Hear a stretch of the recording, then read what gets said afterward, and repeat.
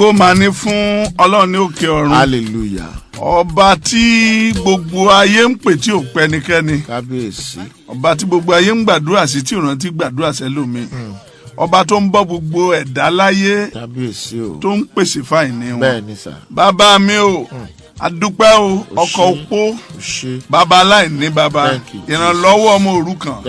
Dá gbogbo padà láti January. Àwa náà tún rèé. Bàbá mi ò ṣe o. Àṣàìsàn ó tún mú alára dá. Àwọn ọmọ wa lọ wọ́n tún bọ̀ láyọ̀. Adúpẹ́ Nàìjíríà yìí òjò ọ̀lànà mọ́ wa lójú. Adúpẹ́ pé iṣẹ́ wo òjò dìṣẹ́ o. Dá gbogbo padà. Asùn láyọ̀ ají láyọ̀. Torí bó ti wá lẹ́yìn ikọ̀ Ọlọ́run ẹ kọrin sí adániwáyé. Hallelujah ni Jésù gbà lọ́wọ́ mi. Kí ló gbà lọ́wọ́ tiẹ̀ náà? Hallelujah ni Jésù mi gbà lọ́wọ́ mi. Bẹ́ẹ̀ni. Hallelujah ni Jésù gbà lọ́wọ́ mi o. Hallelujah ni Jésù gbà lọ́wọ́ mi bá mi o. Nígbà téṣù ń gbẹbọ tó ń gbé tutù lọ́wọ́ ayé. Bẹ́ẹ̀ni. Nígbà téṣù ń gbẹbọ tó ń gbé tutù lọ́wọ́ ayé o. Bẹ́ẹ̀ni. Hallelujah ni Jésù gbà lọ́wọ́ mi.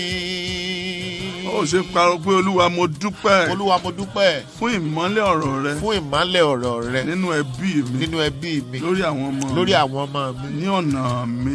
Ní ọ̀nà mi. Ní orílẹ̀-èdè wa. Ní orílẹ̀-èdè wa. Mo sọ tẹ́lẹ̀. Mo sọ tẹ́lẹ̀. Kí gbogbo ẹ̀yà ara mi. Kí gbogbo ẹ̀yà ara mi. Tó ti kú. Kó jí padà. Kó jí padà. Gbogbo ẹ̀yà ara mi. Gbogbo ẹ̀yà ara mi. Gbọ́ ọ̀rọ̀ Olúwa. Gbọ́ ọ̀rọ̀ Olúwa. Máa jí padà. Máa jí padà. Gbogbo ohun tó kú. Gbogbo ohun tó kú. Nínú ètò òṣùnà mi. Nínú ètò òṣùnà mi. Máa jí padà. Máa jí padà. Gbogbo ohun tó kú. Gbogbo ohun tó kú. Nínú ìgbéyàwó mi. Nínú ìgbéyàwó mi. Máa jí padà. Máa jí padà. Mo sọ tẹ́lẹ̀. Mo sọ tẹ́lẹ̀. Lòdì sí gbogbo ẹyẹ òkùnkùn. Lòdì sí gbogbo ẹyẹ òkùnkùn. Tó ń fò ní agbègbè mi. Tó ń fò ní agbègbè mi. Iná já ọbọ. Iná já ọbọ. Mo sọ tẹ́lẹ̀. Mo sọ tẹ́lẹ̀. Lòdì sí gbogbo ológìní òkùnkùn. Lòdì sí gbogbo ológìní òkùnkùn. Tí ń pọ́n ògiri káàkiri. Tí ń pọ́n ògiri káàkiri. Iná payín dànù. Iná payín dànù. Mo sọ tẹ́lẹ̀. Mo sọ tẹ́lẹ̀. Sí gbogbo àfòmọ́ òkùnkùn. Sí gbogbo àfòmọ́ òkùnkùn. Nínú ìpìlẹ̀ mi. Nínú ìpìlẹ̀ mi. Ẹgbẹ́ dànù. Mo sọ tẹ́lẹ̀. Mo sọ tẹ́lẹ̀. Igi òkùnkùn. Igi òkùnkùn. Tó ń so èso ìdààmú. Tó ń so èso ìdààmú. Gbẹ lóòró. Gbẹ lóòró. Mo sọ tẹ́lẹ̀. Mo sọ tẹ́lẹ̀. Mo sọ tẹ́lẹ̀. Mo sọ tẹ́lẹ̀. Gbogbo agbádá òkùnkùn. Gbogbo agbádá òkùnkùn. Tí a gbé omi ìjà kaná. Tí a gbé omi ìjà kaná. Nínú àrò àwọn àjẹ́. Nínú àrò àwọn àjẹ́. Ẹ̀mí mímọ́. Ẹ̀mí mímọ́. Yí omi wọn paná. Yí omi wọn paná. Yí omi wọn paná. Yí omi wọn paná. Mo sọ tẹ́lẹ̀. Mo sọ tẹ́lẹ̀. Gbogbo ọgbẹ́ tí mo ti gbà nínú ẹ̀mí. Gbogbo ọgbẹ́ tí mo ti gbà nínú ẹ̀mí. Mo gba ìwòsàn. Mo gba ìwòsàn. Mo gba ìwòsàn. Mo gba ìwòsàn. Mo sọ tẹ́lẹ̀. Mo sọ tẹ́lẹ̀. Kí gbogbo iṣẹ́ àṣepatì. Kí gbogbo iṣẹ́ àṣepatì. Ní àyíká mi. Ní àyíká mi. Kó bẹ̀rẹ̀ padà. Kó bẹ̀rẹ̀ padà. Mo sọ tẹ́lẹ̀. Mo sọ tẹ́lẹ̀. Ògo mi tí a darí sí ibòmíràn. Ògo mi tí a darí sí ibòmíràn. Máa padà bọ̀ lọ́dọ̀ mi. Máa padà bọ̀ lọ́dọ̀ mi. Mo sọ tẹ́lẹ̀. Pẹpẹ ìdájọ́. Pẹpẹ ìdájọ́. Tí ò jẹ́ rìn jìnnà. Tí ò jẹ́ rìn jìnnà. Ẹ fàya. Ẹ fàya. Mo sọ tẹ́lẹ̀. Mo sọ tẹ́lẹ̀. Lòdì sí gbogbo ìpàdé òkùnkùn. Lòdì sí gbogbo ìpàdé òkùnkùn. Tí a ti fi ọwọ́ kan wọ́. Tí a ti fi ọwọ́ kan wọ́. Tí ìmùlẹ̀ ti kan ìmùlẹ̀. Tí ìmùlẹ̀ ti kan ìmùlẹ̀. Lórí ọ̀rọ̀ mi. Lórí ọ̀rọ̀ mi. Àrá tú yín ká. Mo sọ tẹ́lẹ̀. Lòdì sí òòṣà ilé bàbá mi. Òòṣà ilé ìyá mi. Tó ń lo ọ̀rọ̀ òdìlé mi lórí. Tó ń lo ọ̀rọ̀ òdìlé mi lórí. Tó ń lo àdàbílé àwọn ọmọ mi lórí. Sọ agbára rẹ nù. Pẹ̀lú ẹ̀jẹ̀ Jésù. Sọ agbára rẹ nù. Pẹ̀lú ẹ̀jẹ̀ Jésù. Mo gba orí ọ̀fẹ́. Láti ní òye ìgbà. Àti àkókò. Gẹ́gẹ́ bí àwọn ọmọ Ísákà. Òjò àánú tèmi dà. Máa rọ̀ lé mi lórí. Mo sọ tẹ́lẹ̀. Sí gbogbo àwọn olùrànlọ́wọ́ mi. Ẹ kórajọpọ̀ lágbàáyé. Láti Yámà. Láti Gábáṣì. Ìwọ̀ oòrùn àti ìlà oòrùn. Ìwọ̀ oòrùn àti ìlà oòrùn. Ẹ kórajọpọ̀. Láti ràn mí lọ́wọ́. Látòní lọ. Àga ògo mi. Jáde ní àhámọ́. Àga ògo mi. Jáde ní àhámọ́. Àga ògo àwọn ọmọ mi. Jáde lágìjù.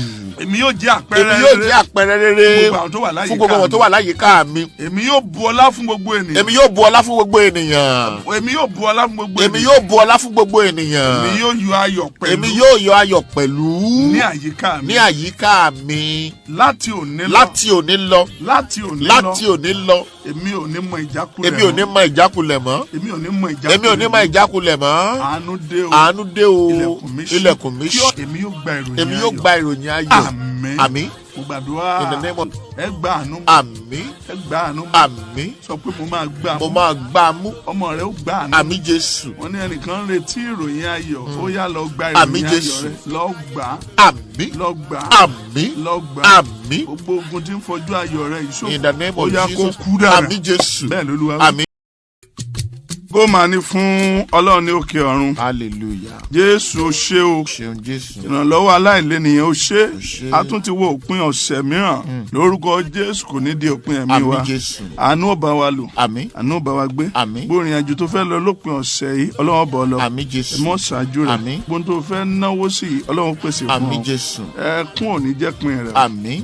ògo rẹ̀ ò ní ṣí lọ. àmín. ẹ kọrin ìyìn kan sí adániwáyé. mo fi ìyìn fún. òun náà ni. ọba tó mọ ìbẹ̀rẹ̀ mi.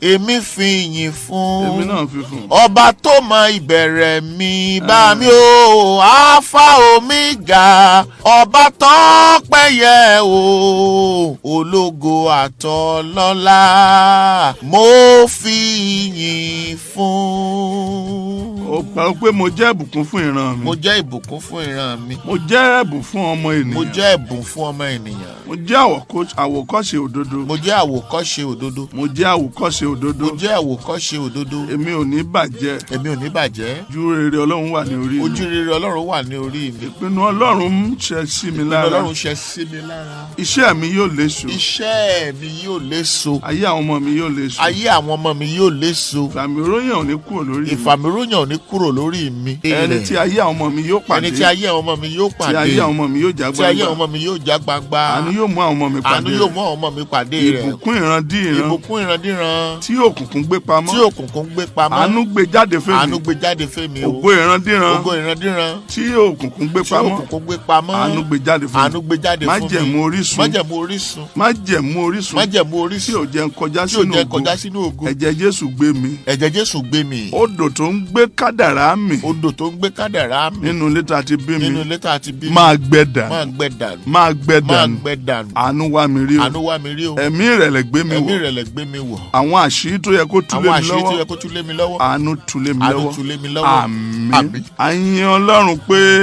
Ọlọ́run ò fi wá lẹ̀. Thank you, Jesus.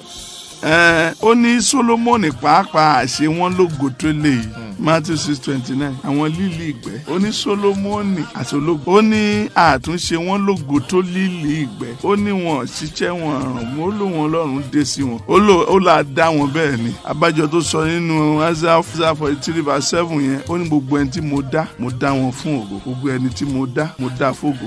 ògo yẹn ni mò ń ṣe mọ̀ nígbà tá a dé Exodus 33:18 ó pariwo Olúwa fi ògo rẹ hàn mí. fi ògo rẹ hàn mí. fi ọ̀nà rẹ hàn mí pẹ̀lú. so ògo ló máa ń fọ̀nà hàn yẹn. gbogbo ẹni tí òrógo lòkù lọ́nà ó há sí aginjù ayé. gbogbo ẹni tó ń gbàdúrà fọ́nà ẹ jẹ́ ó gbàdúrà fún. gbogbo bá dé ọ̀nà àlà ògo ni mò ń lànà. gbogbo ibi tó lógo bá jókòó sí ayé ò wà débẹ̀. bí ògo bá wà lórí ọjà kan orí òwò kan béèyàn bá ta ní abẹ́ẹ̀lẹ̀ wọ́n á ṣí wábẹ̀. nígbà tá a wọ̀ Kòròdú aláfẹ́ máa ṣèṣìn méjì àbí mẹ́ta méjì nídàájí ní Monday. ọ̀gá kan pariwo ó ní níjọ́ Monday ṣé àwọn èèyàn ní lọ bí iṣẹ́ ni mo ní ògo là ń sọ. bọ́lọ́run àánú bá ti jókòó bì kan ó dé náà nù. ìsìn aago 5 àbọ̀ àwọn èèyàn á ti kún bẹ̀. Ọlọ́run àánú mo gbàdúrà fún ìyá yìí. ògo á bu ọjà rẹ. mo lógo á bu ọjà rẹ. ẹ jẹ́ n parí ọ̀rọ̀ yìí ká lè mú nǹkan mi lọ́sẹ̀ tí ń bọ̀. ó ní wọ́n máa ń sọ ògo di tìjú. Psalm 4:2 ó ní ó ti pẹ́ tí ẹ ó sọ ògo mi di tìjú. wọ́n máa ń sọ ògo di ẹ̀sín. àwọn yẹn ni àpadà sí búburú. wọ́n ti lógorí bó wá dẹ̀sín. irú wọn wọ́n ti lo mọ́tò rí ẹ̀tún wá rí wọn bus stop. wọ́n máa wá márúwá wọ́n máa wọ́ kàdà. àwọn èèyàn tó ti mọ̀ wọ́n rí lágbájá ló dúró yẹn o. lágbára Ọlọ́run àpadà sí bú ògo ní bọ́. àmín Jésù. ògo padà sí ẹ̀sìn. ògo padà sí ẹ̀sìn. ohun míì tí ń ṣe ògo ní ògo máa ń rù. Isaiah 17:4 ó ní the glory of Jacob shall be made thin. ó máa tínrín ó máa rù. ògo yẹn rù tínrín ó ti sanra tẹ́lẹ̀. ògo yẹn sanra tẹ́lẹ̀. lágbára Ọlọ́run in the name of Jesus. gbogbo ògo rẹ tó ti rù ó máa sanra padà. Àmín Jésù. Wo mẹ́ta yìí kó fi gbàdúrà láàárọ̀ yìí. Isaiah 4:5 ó ní for upon all the glory shall be defence. Ògo máa ń defend the owner. Ó máa ń ṣààbò lórí ẹni tó ní. Glory is a defence. Ògo máa ń jẹ́ ààbò lórí ẹni tó lò. Lágbára Ọlọ́run ògo rẹ̀ á di ààbò rẹ̀. Àmín Jésù. Ògo rẹ̀ á di ààbò rẹ̀. Àmín. Number 2 ni wípé ògo ó máa ń wà fresh. A máa yọ bí ọjọ́ lójoojúmọ́, a máa di tuntun. Job 29:20. Job sọ ó ní my glory was fresh in me. Ó máa ń fresh. Bẹ́ẹ̀ ni a máa di tuntun, a máa yọ bí ọjọ́. Tó bá yọ lónìí wọn á ní tuntun lélẹ̀, wọn láwọn ò tún rírò eléèrè o. Tó bá tún dé báyìí wọn láwọn ò tún rírò eléèrè o. Ó máa ń yọ bí ọjọ́. Ó máa ń yọ bí ọjọ́. Mo gbàdúrà ògo rẹ̀ á bẹ̀ sí yọ bí ọjọ́. Àmín Jésù. Bẹ́ẹ̀ ló dẹ̀ máa rí. Àmín. Àwọn kílẹ̀ yẹn ó ṣe tí ó fi lógo. Number 1 láti lógo gbọ́dọ̀ jẹ́ ọlọ́gbọ́n. Proverbs 3:35 ọlọ́gbọ́n the wise shall inherit the bẹ́ẹ̀ gbọ́dọ̀ jẹ́ ọlọ́gbọ́n. Number 2 má fi èwe rẹ̀ ṣòfò. Proverbs 20:29 ó ní the strength of a young man is their glory. So má fi gbọ̀dọ̀ rẹ̀ ṣòfò. Má mọ̀ mú ṣe gáì káàkiri. Má mọ̀ mú Proverbs 20:29 ó ní the young man's strength. So lè fi strength yẹn fi ṣiṣẹ́ deploy kó fi gbógun jáde. Má lọ mọ̀ ṣe yahoo yahoo. Bẹ́ẹ̀ deploy your strength to produce glory. So you must learn to deploy your strength. The young man's strength. Okun àwọn ọ̀dọ́ ò ní ògo wọn. Number 3 para rẹ fún training. Jẹ́ kí wọ́n kọ́ Psalm 102:16. Ó ní when the Lord will have built Zion will appear in his glory. Tí Ọlọ́run bá ti kọ́ Síónì tán yóò farahàn nínú ògo rẹ̀. Bẹ́ẹ̀ ni yẹn ni Psalm 102:16. So gbogbo ẹni tó bá fẹ́ farahàn nínú ògo ó gbọ́dọ̀ fa ẹlẹ́fẹ́ kọ́. Ẹlòmíì ò fẹ́ kí wọ́n kọ́ òun. Báwo ni ò ṣe ní jẹ́ kí ìyá rẹ̀ ó kọ́? Bẹ́ẹ̀ ni wà á máa sátán bá ń so oúnjẹ ń kíṣìn wo odidi obìnrin. Tó fẹ́ lọ máa gbá bọ́ra oúnjẹ fún ọkọ rẹ̀ tó bá má rí ni. Bẹ́ẹ̀ ni láwọn entries káàkiri. Bẹ́ẹ̀ ni why don't you learn it? Ẹlòmíì àlóhùn jáde university àlóhùn wà undergrad ṣé kò yẹ ká kọ́ṣẹ́ ọwọ́. Somebody should still learn some things. Àìmọye iṣẹ́ ọwọ́ tẹ́lòmíì ṣe tó yẹ kó ló wá gbé sókè báyìí. Bẹ́ẹ̀ lẹ́yìn certificate ọ̀tọ̀ kò kọ́ nǹkan kan. Bẹ́ẹ̀ ni kò kọ́ nǹkan. Gbàdúrà fún ọ. In the name of Jesus. Lórúkọ Jésù a máa gbé ọ sókè. Àmín Jésù. Torí náà ni mo ṣe súre fún ọ. In the name of Jesus. Gbogbo ẹ̀yin tí ẹ gbọ́ mi ní òwúrọ̀ yìí tó fẹ́ tẹ̀lé Kristi ọba tó ń pín ògo ó ṣe pariwo Olúwa mo fẹ́ tẹ̀lé ọ. Olúwa mo fẹ́ tẹ̀lé ọ. Mo fàyè mi fún ọ. Mo fẹ́ bọ́ orin láti rógòlò. Mo ṣetán lónìí. Gbogbo ìwà ipá. Gbogbo ìwà ẹ̀ṣẹ̀. Tí ò ní jẹ́ kí n rí ògòlò. Olúwa dáríjì mi. Ṣàánú fún mi. Kọ́rúkọ mi sínú ìwé yìí. Fún mi ní ọkàn tuntun láti bọ́ orin. Èmi àti ẹbí mi adití ẹ lónìí. Àmín. Mo gbàdúrà fún gbogbo ènìyàn tí a jọ pàdé láàárọ̀ yìí. Ó yá lọ rí ògo lọ. Àmín Jésù. Lọ gbé ògo rù. Àmín. Ògo lé yín wọn á fi kọ́ ọ lọ́rùn. Àmín Jésù. Ẹ jẹ́ gbogbo èyí gbàdúrà wọn. Ẹsẹ̀ àrí tó ń tẹ̀lé mi kiri iná dá padà. Ẹsẹ̀ àrí tó ń tẹ̀lé mi kiri wọ́n ń pè ní monitoring spirit. Fún aláyànlé mo bí ìgbà tí èèyàn ṣọ́ èèyàn tó sì ń tẹ̀lé kiri. Gbogbo ẹsẹ̀ àrí tó ń tẹ̀lé ọmọ mi káàkiri iná dá padà. Ọlọ́run ní òkè ọ̀run. Hallelujah. Dáfídì ní ọmọ kẹjọ Jésè. 1 Samuel 17:12. Say now David was the son of Ephrathite, a Bethlehem, Judah, whose name was Jesse, and the 8 sons. Olóṣù kẹjọ. Ó lè jókòó sórí àga. Ọmọ kẹjọ. Jókòó sórí àga ọ̀nà Ọlọ́run lò láti fi pa Gòláyátì tí gbogbo orúkọ lé Jésè jáde sí gbangba. Kò sẹ́ mọ Jésè àbọ̀ ògbọ́ngbà tí Dáfídì pa Gòláyátì tán kí ni sọ́ọ̀rù sọ. Ọmọ ta ni tàlélẹ̀. Ṣùgbọ́n ìkórè kan dé. Who will ever believe pé Gòláyátì pé kórè ni fún Dáfídì? Ẹgbẹgbẹ̀rún ìkórè ogun ló máa mú dání ṣùgbọ́n kórè ni. Ẹgbẹgbẹ̀rún ìkórè ìdà ló wà lọ́wọ́ ẹ̀ ṣùgbọ́n kórè ni. Ẹgbẹgbẹ̀rún ìkórè ó ti gbé àwọn ẹlòmíì tó dúró bí òmìrán ṣùgbọ́n kórè ni. Ẹ̀sà mo bá ayé rẹ sọ̀rọ̀ ìkórè rẹ tó torí fìrìn gbọ̀n ó yá ọ̀run mú balẹ̀. Àmín Jésù. Kó di ìkórè. Àmín. Náà ẹ jẹ́ kí n parí pèsè àtòkè wa lágbára Ọlọ́run wàá rí tiẹ̀ gbámú. Àmín Jésù. Wàá rí tiẹ̀ gbámú. Àmín. Wàá rí tiẹ̀ gbámú. Àmín. Wàá rí tiẹ̀ gbámú. Àmín. Ó ní kó ẹrù rẹ lé ara Olúwa ó ní òun yóò gbé ọ̀rọ̀ Psalm 55:22. Èmi ò mẹ́rù tó ń rù káàkiri láti January ó ní oko sóun lára ó lòun lè bọ́ gbẹ́rù rẹ̀ ó lòun lè bọ́ gbẹ́rù rẹ̀ ẹrù ọmọ rẹ̀ ó lòun lè bọ́ gbé ẹrù àyànmọ́ rẹ̀ ó lòun lè bọ́ gbé àṣì ẹrù wíwo wà. Matthew 11:28. Ó ní gbogbo ẹni tí a di ẹrù wọlé lórí àti wọ́n di ẹrù wọlé èèyàn lórí èèyàn ó sì mọ làágùn ayé ò sì ní rí ẹrù kankan lórí èèyàn ṣùgbọ́n nú ẹ̀mí ẹrù wà lórí ẹ̀ yọmọ làágùn oníṣẹ́ ni wọ́n ṣùgbọ́n wọn láṣeyọrí ayé ò mọ̀ rí làágùn rẹ̀ ṣùgbọ́n wọn ò ní rí nǹkan kan tó jáṣe yọrí. àwọn tí ayé di ẹrù àbí ẹ̀gbọ́n Matthew 11:28.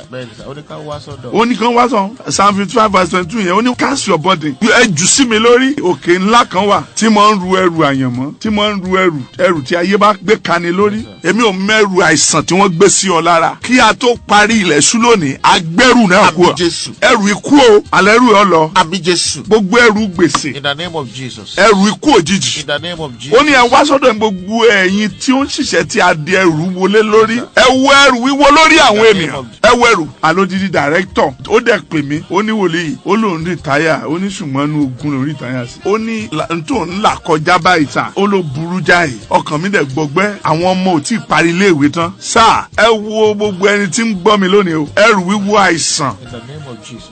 bí kan ti ń lọ nìkan tún ń bọ̀ àìsàn alálọ́bọ̀ àwọn dókítà gan láwọn ò tiẹ̀ mọ̀ tí ń ṣe ọmọ ẹ wo ẹrù wíwo o ẹrù kánà kàntánkátó rí mi ó yá kó ṣí kúrò lórí rẹ̀ pariwo pé gbogbo ẹrù àjèjì kí ló ń ṣe lórí mi ó yá ṣí lọ gbogbo ẹrù ayé gbogbo ẹrù ẹ̀sín gbogbo ẹrù ogun gbogbo ẹrù èpè gbogbo ẹrù àdàbí gbogbo ẹrù ìnilára gbogbo ẹrù ìnilára gbogbo ẹrù ẹkún àti òṣè kí ló ń ṣe lára mi èmi ò rẹ́rù òkùnkùn mọ́ ẹrù ayé iná gbà lórí mi iná gbà lórí mi gbà lórí àwọn ọmọ mi gbà lórí àwọn ọmọ mi ogun tí mo jà àwọn ọmọ ò ní jarú ẹ ogun tí ìyá mi jà èmi ò ní jarú ẹ ṣíkò lórí mi ẹrù ayé o kí ló ń ṣe lára mi ó yá máa ṣí lọ láti òní lọ mo di òmìnira agbémilékè ó yá rákò lára mi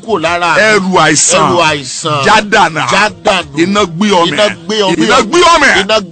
kí ló sọ ó ní ẹ̀yin tó ń ṣiṣẹ́ tó ń ṣe tá a dẹrù lé lórí èmi yóò fi ìsinmi ló fẹ́ fi rọ́pò ọ̀gá bó o bá ṣàmì ó yá gba ìsinmi. now what qualify you for sustenance máa fún ọ lẹ́yọ kan máa dẹ̀ parí síbẹ̀ your perspective bó o ṣe ń rí nǹkan how you look at things different from the way others look at it bó o ṣe ń rí nǹkan yàtọ̀ sí báwọn míì ti ń rí. everybody saw Goliath as trouble that must be avoided but David saw him as an opportunity that cannot be missed. everybody they saw Goliath as a problem to be avoided. ogunlele o ẹja yẹ bẹ́ẹ̀ bá rẹ lùyàn èèyàn rà ni bẹ́ẹ̀ bá rọ lùyàn wọn ní rẹ èèyàn mọ́ ẹbìtì rẹ o. sir there was a management of a shoe factory wọ́n fẹ́ lọ dá company síbí kan they want to establish a branch in a new location wọ́n wá rán kan nínú àwọn staff wọn wọ́n ní kó lọ bẹ̀ ìgbà tí staff yẹn débẹ̀ wọ́n ní kó lọ wo economy viability agbègbè yẹn bóyá bàtà lè tà ń bẹ̀ ìgbà tó máa débẹ̀ ẹ̀gbọ́n tó bá bọ̀ he said I saw the inhabitants there they were not wearing shoe so shoe factory would be a waste of time there. I saw the inhabitants àwọn tí mo bá ń bẹ̀ wọ́n wọ bàtà so ká máa kó bàtà lọ wọ́n lè mọ iye o ẹ̀ ń bá mọ ìwúrà là ń tà fún bá a bá lọ dá fáàtì bàtà ńlá àwa nìkan láàmú wọ bàtà wa o wọ́n yẹn wọ bàtà ń bẹ̀ but they now raise another person wọ́n á gbé ẹlòmíì lọ ìgbà tí yẹn débẹ̀ ẹ̀gbọ́n tó sọ when he came back to headquarters the man said I saw the inhabitants they weren't wearing shoe he said but it's going to be a very good ground for us to set up our factory because we will make them to wear shoe we will show them importance of shoe we will show them how useful it is to wear shoes we will teach them how to wear shoe we will wear it for them this is shoe look at it we will take them máa mú wọn lọ nú ẹ̀gún á fi tẹ ẹ̀gún mọ́lẹ̀ á nìkan wò bóyá jáde lẹ́sẹ̀ wa and the company say yes it is true. Sir, perspective in life is what qualifies you for provisions. Your perspectives. David saw Goliath as an opportunity to display the power of God. He saw him as an opportunity to display the anointing that came upon him in chapter 16. Eléyìí ọ̀rọ̀ tí mo ti ń gbà bí ìgbà tí wọ́n ń pọ́n àdá. Wọ́n wá ní pé pé a fẹ́ bẹ igbó. Kí ni tí mo ti ń pọ́n látijọ́ yìí. So Goliath to him is an opportunity to display the power of God. To display the anointing. Ọ̀rọ̀ tí wọ́n ti ẹ̀dá lé mi lórí. Tí bàbá Samuel wá dà yìí. Ẹ jẹ́ ń wo bí ti ń ṣiṣẹ́ gan. Ẹ jẹ́ àdánwò lára kínní. Bó o ṣe rí ayé ló máa sọ bí ìpèsè ṣe máa wá sí fún ọ. Tó o bá rí wípé kò ṣeé ṣe ìpèsè á sá fún ọ. Because you don't need it in the first place. But I'm able. Mo máa labẹ̀ yẹn kọjá. Ẹnìkan wà ń bí. In the name of Jesus. Your perspective about life from today it will change. Amen. Somebody said I can make it. I can make it. I can succeed. I can succeed. Mo lè ṣàṣeyọrí. Mo lè di ńlá. Mo máa di ńlá. Àwọn ọmọ tí mò ń wò yìí. Wọ́n máa di ńlá. Wọ́n máa di ńlá. iṣu ọmọ máa jiná fún mi jẹ. lágbára Ọlọ́run. ayé ò ní bẹ́ mi lórí. ní ọjọ́ ayọ̀ àwọn ọmọ mi. wọn ní wá mi tì. ó gbàdúrà gbogbo ilé tàjọ pàdé lórúkọ Jésù. ó yá kó yí padà. ó ti di ṣeéṣe. ó ní ṣubú mọ́. ò ní ṣubú mọ́. Ọlọ́run àánú fẹ́ dìde wàá máa sọ fún Ọlọ́run agbára tí wọ́n fi gba ire oṣù tó ń bọ̀. Olúwa jọ̀ọ́ wò ara mi. Pariwo kó wí pé ìwọ ìjì tí a rán sí mi. ìwọ ìjì tí a rán sí mi. látòjú oorun. látòjú oorun. láti káṣọ ọlá kúrò lára mi. láti káṣọ ọlá kúrò lára mi. ẹ̀jẹ̀ Jésù dojúkọ. ẹ̀jẹ̀ Jésù dojúkọ. agbára tí ń bẹ lábẹ́ ìjì yìí. agbára tí ń bẹ lábẹ́ ìjì. farahàn kó ṣòfò dànù. farahàn kó ṣòfò dànù. ẹbọra tí ń bẹ lábẹ́ ìjì. ẹbọra tí ń bẹ lábẹ́ ìjì. farahàn kó ṣòfò dànù. farahàn kó ṣòfò dànù. àjèjì ọwọ́. àjèjì ọwọ́. tí ń ṣáájú ọmọ mi. tí ń ṣáájú ọmọ mi. débi lẹ́tà ayọ̀ rẹ̀. débi lẹ́tà ayọ̀ rẹ̀. ẹgbẹ́ dànù. ẹgbẹ́ dànù. látòní lọ. èmi ò ní ṣẹrú ẹgbẹ́. èmi ò ní ṣẹrú ẹgbẹ́. ayé mi yóò wù Ọlọ́run. ayé mi yóò wù. ayé mi yóò di ìbùkún. ayé mi yóò di ìbùkún. fún gbogbo ọmọ aráyé. fún gbogbo ọmọ aráyé. àmín. àmín. ẹ kọ ilé ìsílẹ̀ àṣírí ńlá ni irú àdúrà mẹ́wàá tó wà. number 1 àdúrà ìjọsìn bàbá wa tí ń bẹ lọ́run ọ̀wọ̀ ni fún orúkọ rẹ̀. prayer of worship Psalm 100 verse 4. I will enter his gate with thanksgiving and his court with praises, and I will say this is the day that the Lord has made. I will rejoice and be glad in it. This, sir, any prayer that did not start with worship is an empty prayer. It can never reach the cloud. It can't reach where God dwells. He can't reach. God desire worship because he deserves it. He desire it because he deserves it. He's the Almighty. That you are alive today is because he made you to be alive. That you are still talking is because he gave you bread. That things are still working for you because he loves you. Because he still have an assignment for you on earth here. That you are still living, you still want to live for him for something. Àwọn kankan wà tó fẹ́ kó o ṣe fóònù ló ṣe ń gbọ́ àlàyé. Ètò ìbá nílò ẹ̀ mọ́. Ó ní why is it component grant? Ó ní ẹ̀fà tù. Cut him off. Ó ń gbilẹ̀ lásán. Kílẹ̀ mo dé lọ́dún tó ká mi ò réso. Ẹ̀ńkọ́ ṣe mi ò réso. Kí ó tún gbẹ. Ẹ cut ẹ̀ down. Kò kọ́ọ̀sì. Because tí wọ́n bá yọ ẹni tí ò wúlò kó o lè fẹ́ ni mẹ́wàá dípò lójú ẹsẹ̀. Cost him nothing. Prayer of worship. Thanking him for who he is. Appreciating him for his sovereignty and his omnipotency. Thanking him for his provisions. Look at your environment and thank him for your children. Ẹgbẹgbẹ̀rún wá kó bí kan kò tí ì rí. And God gave you 4 children. Sir, ẹ wọ ọmọ mi tí ó bí ìbẹ̀rin ìbejì ní after 10 years. That is what prayer can do. But we are still talking about worship here. Ọdún mẹ́wàá ó wá ọmọ kò rọmọ. Ó máa bímọ ní ọdún náà, ọdún tó kọjá. Ó bí méjì. Ó tún dọdún ìyàwó ẹ̀ tún bímọ. Ó tún bí méjì mi. Ẹnìkan ń ṣàmì.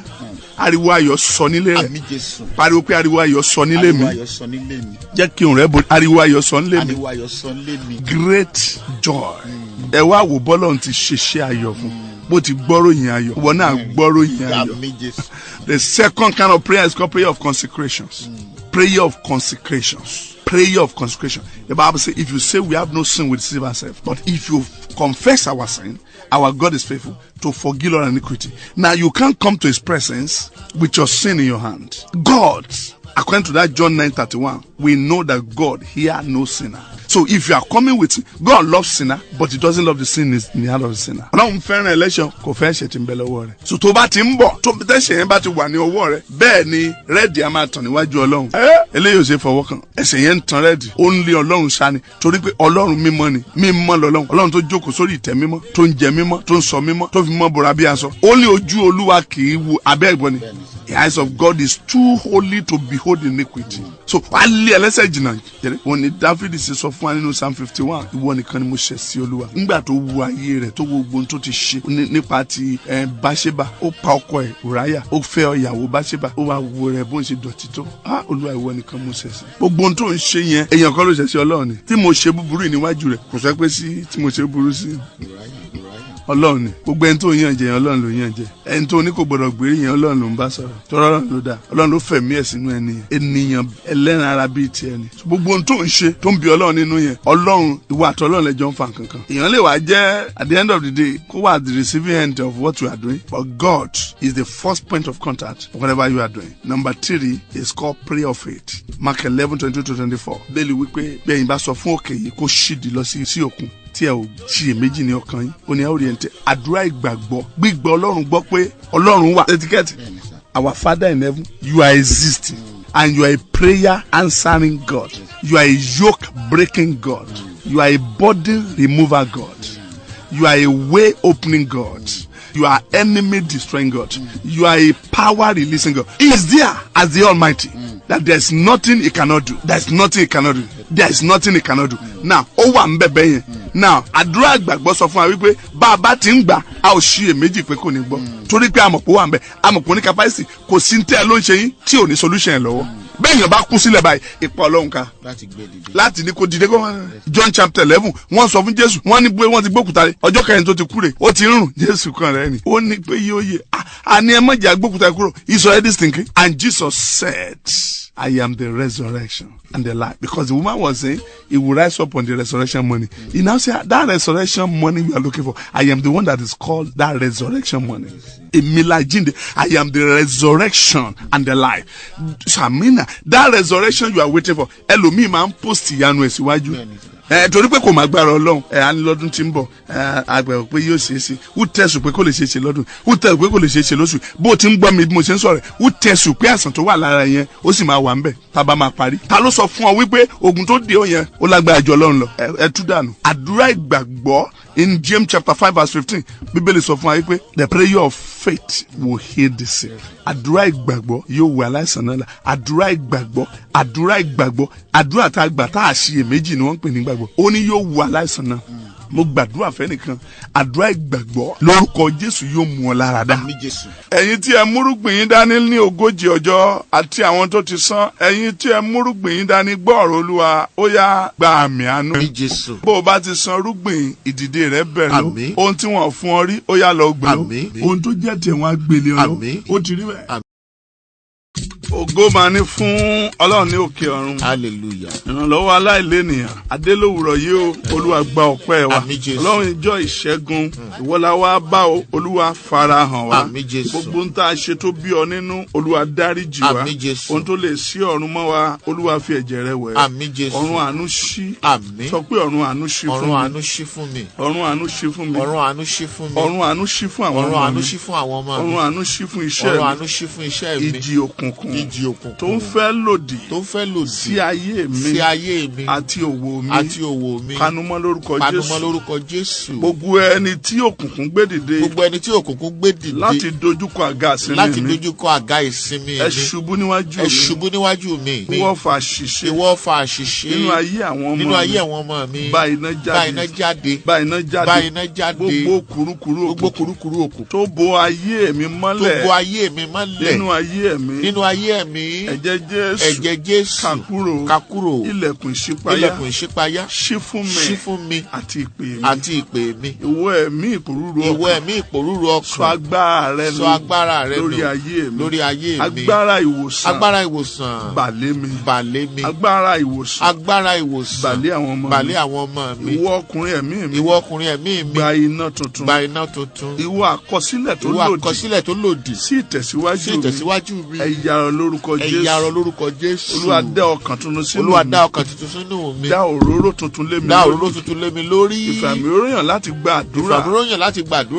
Àti láti sáré sí ìgbésí ayé ìwà mímọ́. Máa bọ̀ lórí mi. Ọlọ́run àánú. Lanu lé mi kọjá. Lọ́sẹ̀ yìí. Fún mi ní ìròyìn ayọ̀. Tó ju ọgbọ́n orí mi lọ. Àmín.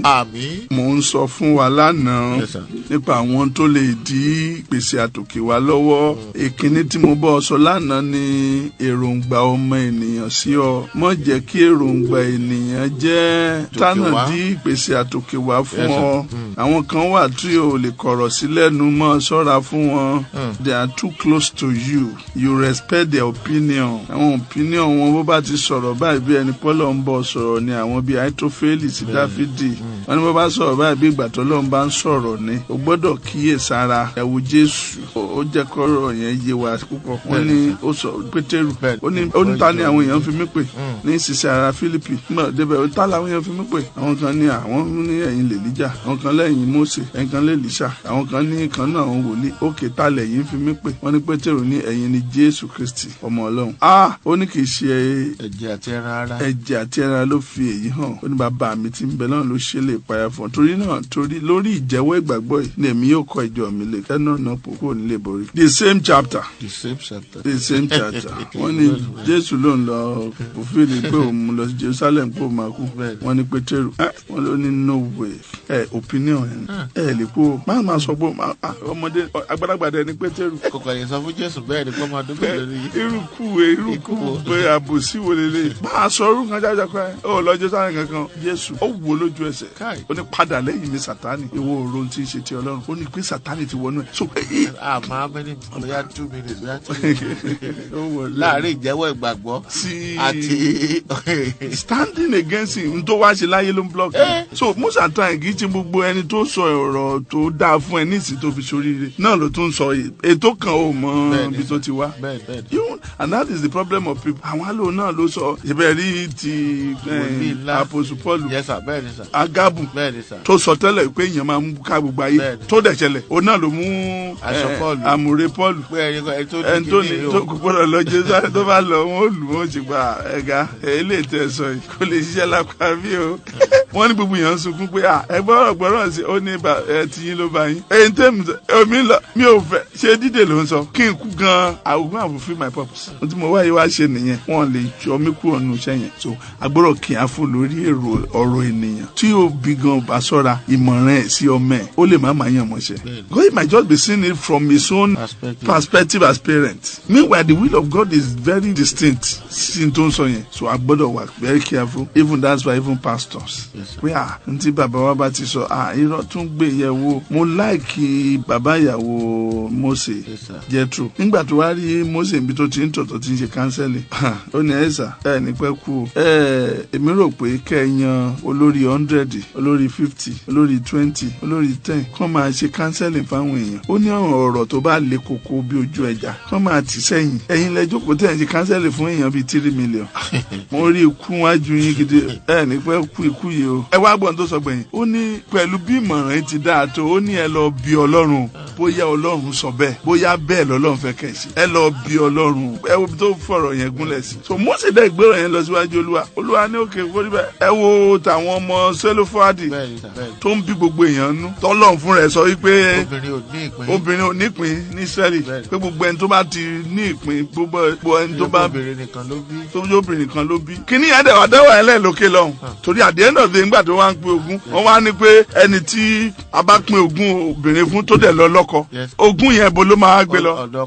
But Mósè wá lọ bọ́ lọ́hùn. Olúwa àwọn ọmọ Sélófádì sọ báyìí kílẹ̀ yín sọ. Olúwa ní ohun tí ọmọ Sélófádì sọ dà lọ fún wọn lógún ìpín wọn ó dẹ̀ sọ di òfin láti àkóyè lọ. Mi ò sọ pé ká má gba àwa wòlíì gbọ́ tàbí àwa prophet tàbí pastor yín àbí nǹkan but ìwọ náà bọ́ Ọlọ́run sọ̀rọ̀. This God is your father. Bàbá ẹ ni bàbá yìí. Bó ṣe jẹ́ bàbá pastor yẹn bó ṣe jẹ́ bàbá àwọn bàbá wa tá à ń pe orúkọ wọn yìí náà ló jẹ́ bàbá tiẹ̀ náà. So why can't you kó wá jẹ́ pé tí Ọlọ́run bá lọ àwọn pastor fún bí ìgbà tí wọ́n fi di tọ́lọ́run ti sọ fún wa múlẹ̀. Torí ìjì máa dé lórí ọ̀rọ̀ yẹn kó má sọ pé àwọn ló kó ẹ sí wàhálà pé àwọn ló ní kí n lọ fẹ́ tó ní kí n fẹ́ tí ìbá ṣe pastor wa tó kéré sógun báyìí àwọn ni ó sọ pé báyìí lolúwa wí sóní kò ní níjì tiẹ̀ á ní dààmú tiẹ̀ ṣùgbọ́n tó bá mọ̀ pé Olúwa báwọ̀ náà sọ̀rọ̀ wá fèsì ẹ̀ lágbára Ọlọ́run ò ní ra o. Àmín Jésù. Gbogbo ìmọ̀ràn tó lè fà ó sí oko ìnira wọn ò ní kẹsẹ̀ bọ́. Àmín Jésù. Ìmọ̀ràn òwò tó máa sọ ọ́ di alákìísàgbẹ̀yìn ayé rẹ̀ tó máa jẹ́ kó gbé ìgbésẹ̀ òwò tí gbogbo owó fi tán tí báńkì ó mọ̀lé ọ kiri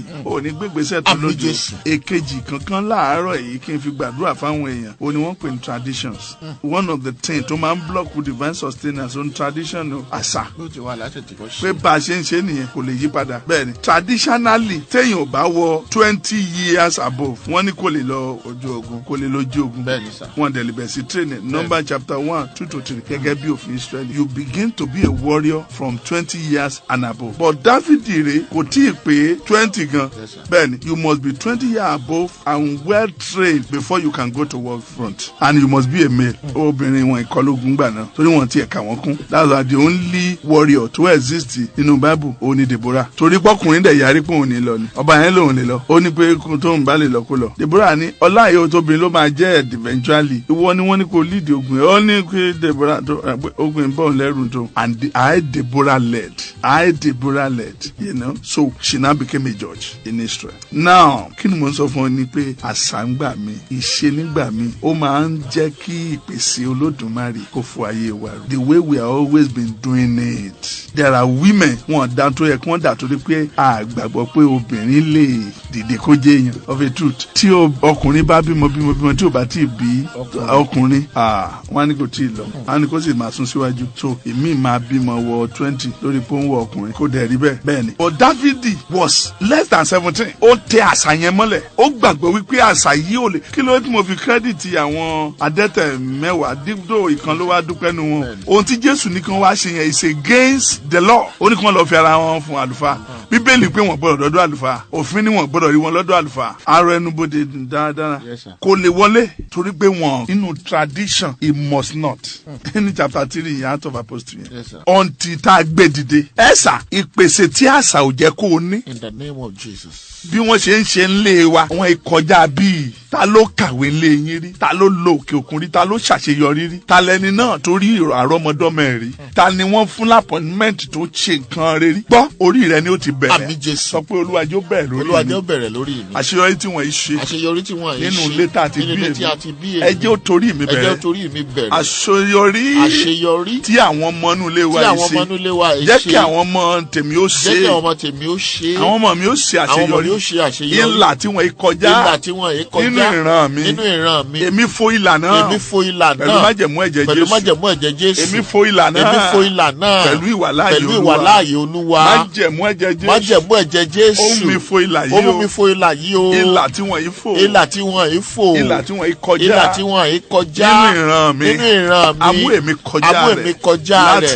Láti àárọ̀ yìí lọ. Àṣà òkùnkùn. Kò ní so èmi mọ́lẹ̀. Kò ní gba ògo lọ́wọ́ mi. Kò ní bọ́sọ̀ àṣeyọrí lọ́rùn mi. Àmín. Ẹ gbàdúrà yẹn gbogbo ènìyàn. Ẹ mọ́ gbàgbé o. Yes, sir. Bá a ṣe ń ṣeré wọn sì gbọdọ̀ ṣe kọjá abẹ. Irọ́ o èmi yóò ṣe ohun tuntun kan. Ó ní ìsìn ni yóò hàn. Yes, sir. Ibi tí wọ́n kọjá nínú ọ̀ràn rẹ̀ àánú àmú ọkọjá àkọjẹ́ wàláyé Olúwa bù ọ́ mọ́lẹ̀ ohun Olúwa jà fún ọ. Gbogbo bí o bá dojúkọ lọ́sẹ̀ yóò di ọ̀rọ̀. Ẹni ń wádìí rẹ̀ nínú òkùnkùn yóò ṣubú. Ẹni tọfà sí ọ̀fà ó padà sí láyà. Ògo máa ní fún Ọlọ́run ní òkè ọ̀run. Hallelujah. Ọlọ́run ìwọ ni o. Kábíyèsí o. Bàbá mi ìwọ ni o. O ṣé o. Ọba ńlá ìwọ ni o. Kábíyèsí o. Ọ̀ràn ọmọ lájòwó léde ni. Àjúbà rẹ o. Ọ̀ràn ọmọ níṣẹ́ ẹ̀ná bomi síwájú. Àwọlẹ̀ wájú rẹ o. Ìwọ máa ní o. Tẹríba fún ọ. Òfin jẹran bógún èṣù mọ́lẹ̀. Bàbá àgbàlagbà. Ìwọ máa ní o. Ẹ̀rù jẹ̀jẹ̀ létí òkun pupa. Kábíyèsí o. Ìwọ máa ní o. Ọba tí kò bẹ́ni kẹ́ni jó. Àwíkó tó jà àjàmọ́ jẹ̀bi. O ṣé Olódùmarè. Ìwọ máa ní o. Àyàn o. Ìwọ máa ní o. Àwọlẹ̀ lẹ́sẹ̀ rẹ. Ẹ bá ń kọrin sí ẹ bá ń kọrin sí. Gbogbo ayé gbé Jésù ga. Ọ̀gá ìwọ náà ṣe ká. Áńgẹ́lì. Ẹ bá wa wólẹ̀ fún o. Ẹ mú adé ọba rẹ̀ wá o. Ẹ bá mi ṣe lọ́ba. Ẹ ṣe lọ́ba. Àwọn ọba. Báyọ̀ pé ọmọ ìmọ́lẹ̀ ni èmi ṣe. Ọmọ ìmọ́lẹ̀ ni èmi ṣe.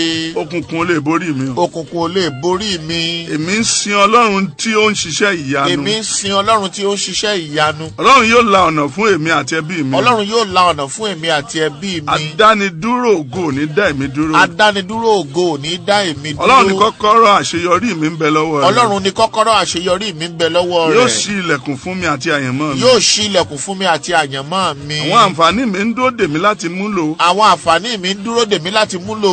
Ìbùkún mi kò ní yí padà. Ìbùkún mi kò ní yí padà. Èmi kì yóò pàdánù àǹfààní mi. Èmi kì yóò pàdánù àǹfààní mi. Gbogbo ẹni tó ti sọ fún mi pé rárá o. Gbogbo ẹni tó ti sọ fún mi pé rárá o. Wọ́n pè mí wọ́n fi rè mí lé mi lọ́wọ́. Wọ́n pè mí wọ́n fi rè mí lé mi lọ́wọ́. A ti fi òróró ojú rere yàn mí. A ti fi òróró ojú rere yàn mí. Gẹ́gẹ́ bó ti wá sórí Jósẹ́fù. Gẹ́gẹ́ bó ti wá sórí Jósẹ́fù. Èmi yóò wà ní òkè. Èmi yóò wà ní òkè. Èmi ò ní dẹni ilẹ̀. Èmi ò ní dẹni ilẹ̀. A kì yóò gé àyànmọ́ mi kúrú. A kì yóò gé àyànmọ́ mi kúrú. A kì yóò dá mi dúró nínú ìrìn àjò àyànmọ́. A kì yóò dá mi dúró nínú ìrìn àjò àyànmọ́. Ilẹ̀kùn ẹ̀rí ṣí fún mi. Ilẹ̀kùn ẹ̀rí ṣí fún mi. Pẹ̀lú iná ẹ̀mí mímọ́. Pẹ̀lú iná ẹ̀mí mímọ́. Olùwòsàn mi. Olùwòsàn mi. Ó ń bẹ lẹ́gbẹ̀ẹ́ ọ̀dọ̀ mi. Ó ń bẹ lẹ́gbẹ̀ẹ́ ọ̀dọ̀ mi. Wò mí sàn lónìí. Wò mí sàn lónìí. Èmi yóò sàn. Èmi yóò sàn. Wò mí sàn. Wò mí sàn. Èmi yóò sàn. Èmi yóò sàn. Gbogbo kùrukùru òkùnkùn. Gbogbo kùrukùru òkùnkùn. Tó bo ẹ̀rí mi mọ́lẹ̀. Tó bo ẹ̀rí mi mọ́lẹ̀. Afẹ́fẹ́ Olúwa. Afẹ́fẹ́ Olúwa. Ká kúrò. Ká kúrò. Ìwọ agbègbè mi. Ìwọ agbègbè mi. Sowọ́pọ̀ pẹ̀lú mi. Sowọ́pọ̀ pẹ̀lú mi. Kí ẹ̀rí mi kí ó lè dé. Kí ẹ̀rí mi kí ó lè dé. Áńgẹ́lì àánú. Áńgẹ́lì àánú. Máa bọ̀ ní àyíká mi lónìí. Máa bọ̀ ní àyíká mi lónìí. Fi ìrìn àjò àyànmọ́ rọ̀ mí lọ́rùn. Fi ìrìn àjò àyànmọ́ rọ̀ mí lọ́rùn. A ò ní fi kú ọmọ sèmí rọ̀. A ò ní fi kú ọmọ sèmí rọ̀. Ayé ò ní já ìràwọ̀ mi lọ́sàn-án gangan. Ayé ò ní já ìràwọ̀ mi lọ́sàn-án gangan. Ọmọ ò ní fi kú ṣàgbà mi. Ọmọ ò ní fi kú ṣàgbà mi. Ẹ̀rí mi ò ní bọ́ sọnù lọ́wọ́ mi. Ẹ̀rí mi ò ní bọ́ sọnù lọ́wọ́ mi. Nínú Kristi. Nínú Kristi. Iye mi ò ní sọnù. Iye mi ò ní sọnù. Àmín. Àmín. Olúwa ṣeun. Thank you, Jesus. Ẹ̀rí wọn ni tá à ń gbọ́ nípa àwọn èèyàn wa gbogbo wọ̀nyí. Ó mọ̀ ń kì wá láyà pé Olúwa ń ṣe bẹ̀bẹ̀. Bẹ́ẹ̀ni sà. Olúwa ń ṣe bẹ̀bẹ̀. Àná ni mo sọ nípa ẹ̀rù tí mo ń tilẹ̀kùn mọ́ ìpèsè Olódùmarè. Ó ò lè gbẹ́ ẹ̀rù láàyè kí ìpèsè Ọlọ́run tó ṣiṣẹ́. Ibi tí ẹ̀rù bá ti ṣiṣẹ́, ìpèsè Olúwa yóò fà sẹ́yìn. Ibi tí ìpèsè Olúwa bá sì ti ń ṣiṣẹ́, ẹ̀rù ó sá lọ. Ó ní a ò fún wa ní ẹ̀mí ẹ̀rù. Odidi ẹ̀mí kan ni wọ́n ń pè lẹ́mí ẹ̀rù. Kì í jẹ́ kéèyàn ó gbé ìgbésẹ̀ tí ó mú ògo wá. Kì í jẹ́ kéèyàn ó bá àwọn tí ó fi ògo fún ayé rẹ̀ rìn. A máa sọ púpọ̀ fún wọn ni. Ẹgbẹgbẹ̀rún òṣòrire lónìí wọ́n gbà pé gbogbo ẹni tó bá ṣòrire ó lóògùn. Àmọ́ tí wọ́n ti rówó mọ́tò tí wọ́n rà yó kéèyàn mọ́ gbádùn lé báyìí. Kì í ṣe gbogbo ẹni tó ṣàṣeyọrí á ti pàṣeyọrí mọ́ gbogbo ènìyàn. Àwọn rí tí wọ́n lò ní. Òkè ńgbà tí Júdà tó wà lára àwọn tó ń pa Jósẹ́fù pé ẹjẹ́ àtàkápá káwo bí ògo rẹ̀ ó ti àyẹ̀lá rẹ̀ ó ti ṣe. Ṣé ìran tó gbé wáyé ṣé òjú ti Jósẹ́fù lọ? Genesis chapter 49 verse 5 verse 6 verse 7 ó ní ọ̀pá aládé kò ní kúrò ní Júdà títí Ṣílò yóò fi dé ọ̀dọ̀ rẹ̀ ní gbogbo ènìyàn yóò máa wá. Gbogbo òpin Jósẹ́fù ní ìsìn ayé nìkan ló rá sí. Ṣùgbọ́n Júdà ibẹ̀ ni Jésù ti jáde. Ògo láíláí ìpamọ́jẹun ni wọ́n ń pè lọ́pàá aládé. Kò rí ògo yẹn lò ó wá ń pa ẹni tí ògo tiẹ̀ gan tó tiẹ̀. Ẹ̀mọye tí n tó ń wọ ẹlòmíì lérè ti rí n tó ń lò ohun tó ń bẹ lára rẹ̀ jù bẹ́ẹ̀ lọ kó tó gbé wáyé jù bẹ́ẹ̀ lọ. Wàá rí lo. Àbí Jésù.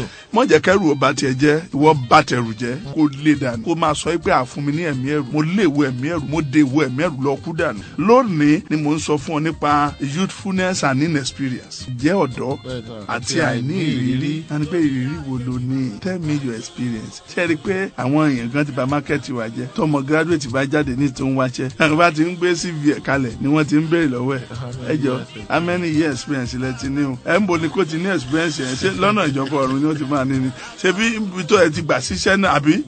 Ẹni tẹ́ ẹ̀ dánwò rí báwo lẹ ti máa mọ̀ pé ẹ fún l'opportunity yẹn. Ihun tí Dáfídì bá nìyẹn o. Odidi kábíyèsí ló ń sọ fún pé you are young. Ìpèsè Ọlọ́run á fi gbogbo wa ilé ọ̀dọ̀ ẹ tiẹ̀ ní ìwọ ródóródó. Ẹnì gan bọ́ bá fọwọ́ mú ọ látọ̀ọ̀kan gan yóò jà ọ sí méjì ní ọwọ́ ni ó fi forí rẹ̀ tu nínú kìnní.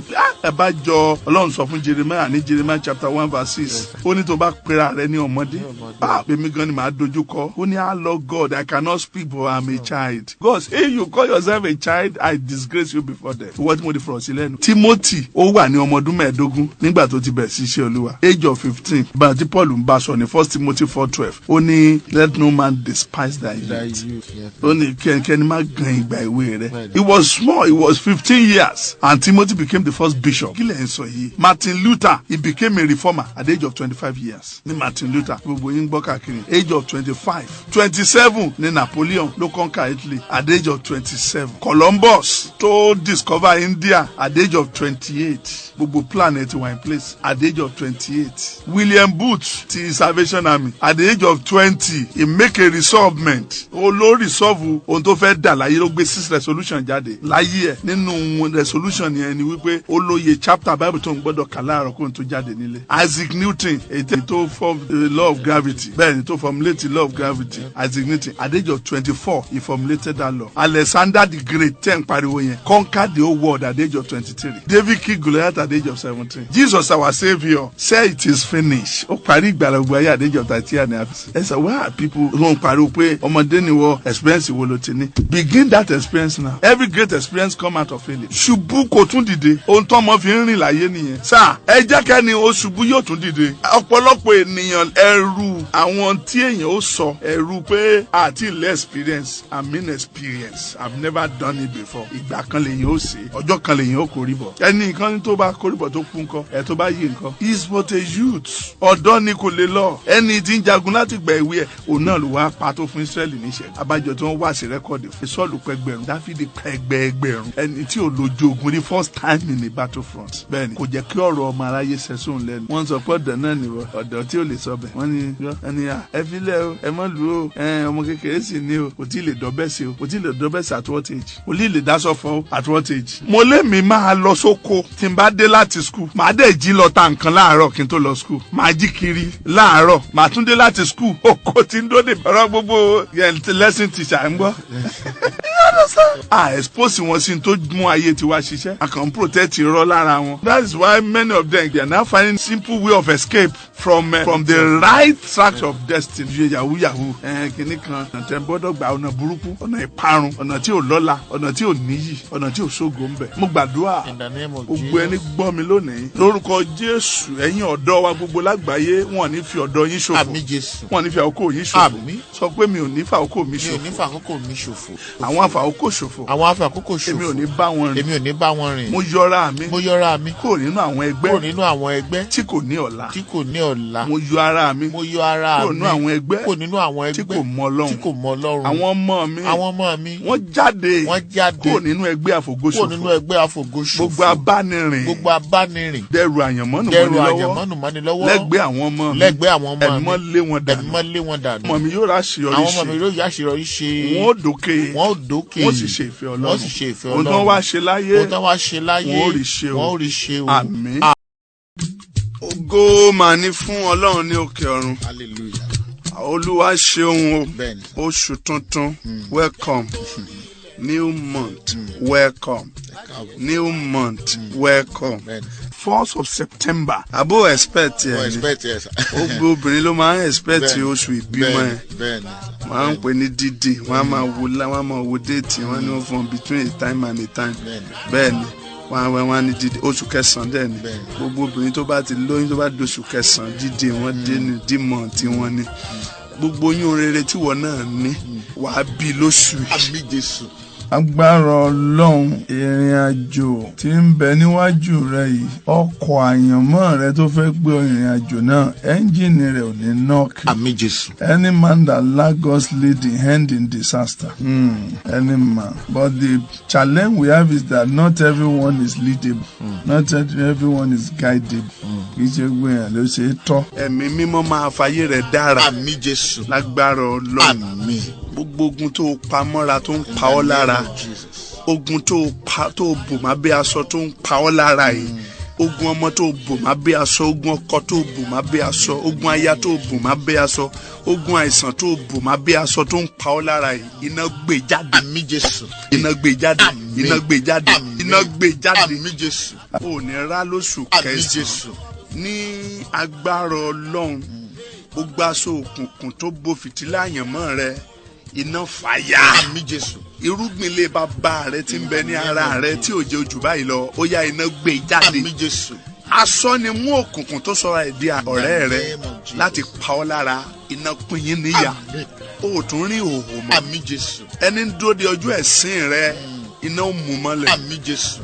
Sọ fún ẹnìkan pé ayé ò ní rẹ̀sìn mi. Ayé ò ní rẹ̀sìn mi. Sọ pé lórí ọmọ ayé ò ní rẹ̀sìn mi. Lórí ọmọ ayé ò ní rẹ̀sìn mi. Wọ́n mọ̀ ń dúró de ọjọ́ ẹ̀sìn. Ṣùgbọ́n sọ fún ẹni yẹn wípé lórí ọmọ ayé ò ní rẹ̀sìn mi. Lórí ọmọ ayé ò ní rẹ̀sìn mi. Lórí àti náwó ayé ò ní rẹ̀sìn mi. Lórí àti náwó ayé ò ní rẹ̀sìn mi. Lórí iléèwé àwọn ọmọ mi ayé ò ní rẹ̀sìn mi. Lórí iléèwé àwọn ọmọ mi ayé ò ní rẹ̀sìn. Lórí ìgbéyàwó mi yìí ayé ò ní rẹ̀sìn mi. Lórí ìgbéyàwó mi yìí ayé ò ní rẹ̀sìn mi. lórí ìran rere tó Olúwa fún mi yìí ayé ò ní rẹ́sìn mi. lórí ìran rere tí Olúwa fún mi yìí ayé ò ní rẹ́sìn mi. wọ́n ní kí n súre sí ọ wípé o ò ní gbọgbẹ́. àmín Jésù. ọgbẹ́ tó ti gbà ní ìrìn àjò ìjọba ọ̀run ojú ọgbẹ́ yẹn kó san. àmín Jésù. ṣe bẹ́ẹ̀ fún wa. àmín. Now 9 months. What is 9 months? First Chronicle chapter 27 verse 12. Ebamika, olórí ogun oṣù kẹsàn. The 9th captain of the 9th. Mo like when you say the 9th captain. First Chronicle chapter 27 verse 12. Oṣù kẹsàn là ń wò. Kí lóṣù kẹsàn? Kí ni àpèjẹ́ Ebamika fún wọn? Olórí ogun kẹsàn. Olórí ogun kẹsàn. Fún oṣù kẹsàn. Olórí ogun kẹsàn. The captain is a leader. The captain is the controller. The captain is the overseer. Ẹni tó ń ṣe kò kárí oṣù yẹn. The 9th captain of the 9th month, yes? Abieseri. His name was Abiezer. Yes. Ará Anatoti. Ará Anatoti. Ti àwọn ará Benjamini. Ti ará Benjamini. 12,000 ni ó sì wà nínú ẹgbẹ́ tirẹ̀. 24,000 were with him. The 9th captain of the 9th month is Abiezer. That word is what we want to underline. Who is Abiezer? What is Abiezer? In Bible dictionary, in Bible definitions, names mean so much to everybody. Yes, sir. Yes, sir. Jesus in Matthew 21 means the Savior. Who is Jesus Christ? Jesus. Matthew 1:21 will give birth and will call his name Jesus, for he will save his people from their sin. Yes, so Jesus means Savior. Olugbala. This is the same word for Joshua in the Old Testament. Yes, Joshua means Savior. In the land of the Hebrews in Israel, they call Jesus Joshua. Olugbala. Oludalare. And the Christ there means the anointed one. Yes, how God anointed Jesus Christ with Holy Ghost and with power. Acts chapter 10 verse 38. So if Jesus Christ now means the Savior that carried the anointing. Somebody is listening to me. Olúwa ní kí n sọ fún ọ.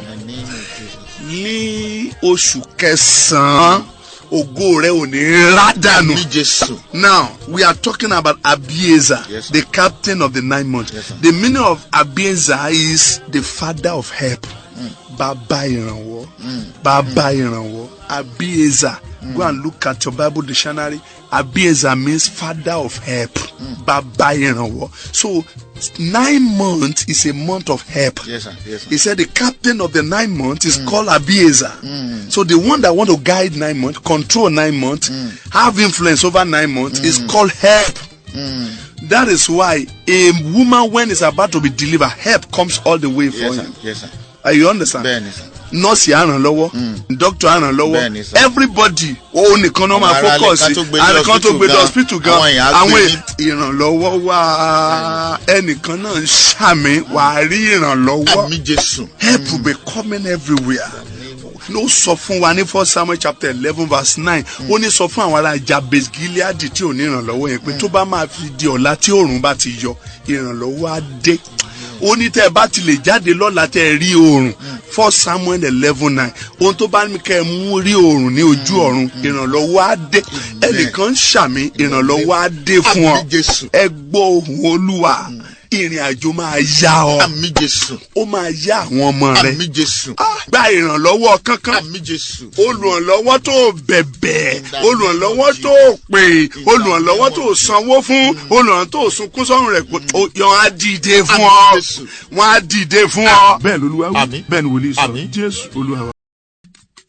Ògo máa ní fún Ọlọ́run ní òkè ọ̀run. Hallelujah. Ó súre sí ayé rẹ lóòrọ̀ yìí. Ọlọ́run àánú bàbá mi kó bá mi ràn ọ́ lọ́wọ́. Àmín Jésù. Gbogbo ẹni sàmì wọn ní já ọ sí o. Àmín Jésù. O ní kánjú fáwọn ọmọ rẹ lẹ. Àmín Jésù. Gbogbo ẹni tí kò gbà ọ́ láàyè láti jẹun tọ́lọ́run fẹ́ ọ jẹ ẹ̀mí mọ́ mú kó lójú ọ̀nà fún. Àmín Jésù. Ohun tí ń bẹ láyé rẹ náà tí ò jẹ́ ó jẹun tọ́lọ́run fẹ́ ọ jẹ iná ó gbé jáde. Àmín Jésù. Ẹ̀mí mímọ́ yóò ràn ọ́ lọ́wọ́. Àmín. Nàìjíríà agbára Olúwa yóò la ìlú ìkọjá. Àmín Jésù. Ṣe bẹ́ẹ̀ fún wa. Àmín. Àwọn èèyàn wa tí ń bẹ lókè òkun ẹ ó gbọ́rọ̀ yẹn ayọ̀. Àmín Jésù. Jésù Olúwa wa. Àmín. Mo ń sọ nípa ìrànlọ́wọ́ wàá dẹ̀ rí ìrànlọ́wọ́. Àmín Jésù. Ọlọ́run àánú ajé orí. Àmín. Ẹni tí ò bá rí ìrànlọ́wọ́ wọ́n ti gba so èèyàn lára rẹ̀. Èèyàn ní sọ̀yàn dé èèyàn. Èèyàn lèèyàn ń bá pàdé tí èèyàn fi ń dé èèyàn. Ẹgbẹgbẹ̀rún tí ń bẹ lẹ́gbẹ̀ẹ́ rẹ̀ wọn ìṣe èèyàn. Èrò ni wọ́n. Èèyàn yàtọ̀ sí èrò. Béèyàn bá ti rí ìrànlọ́wọ́ ẹ̀tẹ́ àti àbùkù ló kàn. Gbogbo ẹni tí ẹ rí tí ń tẹ̀hún tí ń kàbùkù ìrànlọ́wọ́ ló kù lára wọn. Kò sẹ́ni tí ó lè jẹ́ èèyàn láyé. Bọ̀ ẹni tí aṣọ ìrànlọ́wọ́ bá kù lára rẹ̀, aṣọ àbùkù ló kàn. Agbára Ọlọ́run ò ní wàásù ẹ̀tẹ́ o. Àmín Jésù. Now, èyí mo sọ fún ọ olùrànlọ́wọ́ tí ń bẹ, irúfẹ́ olùrànlọ́wọ́ tí ń bẹ. 21 mo ní ní ìbọn máa sọ bíi 10 fún ọ lọ́sẹ̀ yìí. Olùrànlọ́wọ́ àkọ́kọ́ téèyàn gbọ́dọ̀ mọ gbàdúrà fún ni wọ́n ń pè ní olùrànlọ́wọ́ ojoojúmọ́, daily helpers. Olùrànlọ́wọ́ ojoojúmọ́. 1 Chronicle chapter 12 verse 22. Ó ní lójoojúmọ́ ni wọ́n ń tọ̀ Dávìdì wá, lójoojúmọ́ Mark ẹnu Bible tiẹ̀. Lójoojúmọ́ ni wọ́n ń tọ̀ Dávìdì wá láti ràn lọ́wọ́ tó fi dògún la Ọlọ́run. Àwọn olùrànlọ́wọ́ kan wà ojoojúmọ́ lọ́lọ́run máa ń ràn wọ́n sí yàn. Kílẹ̀ ò tó súnjọ́ kan yìí ọ̀pàdé ìrànlọ́wọ́ kan ni.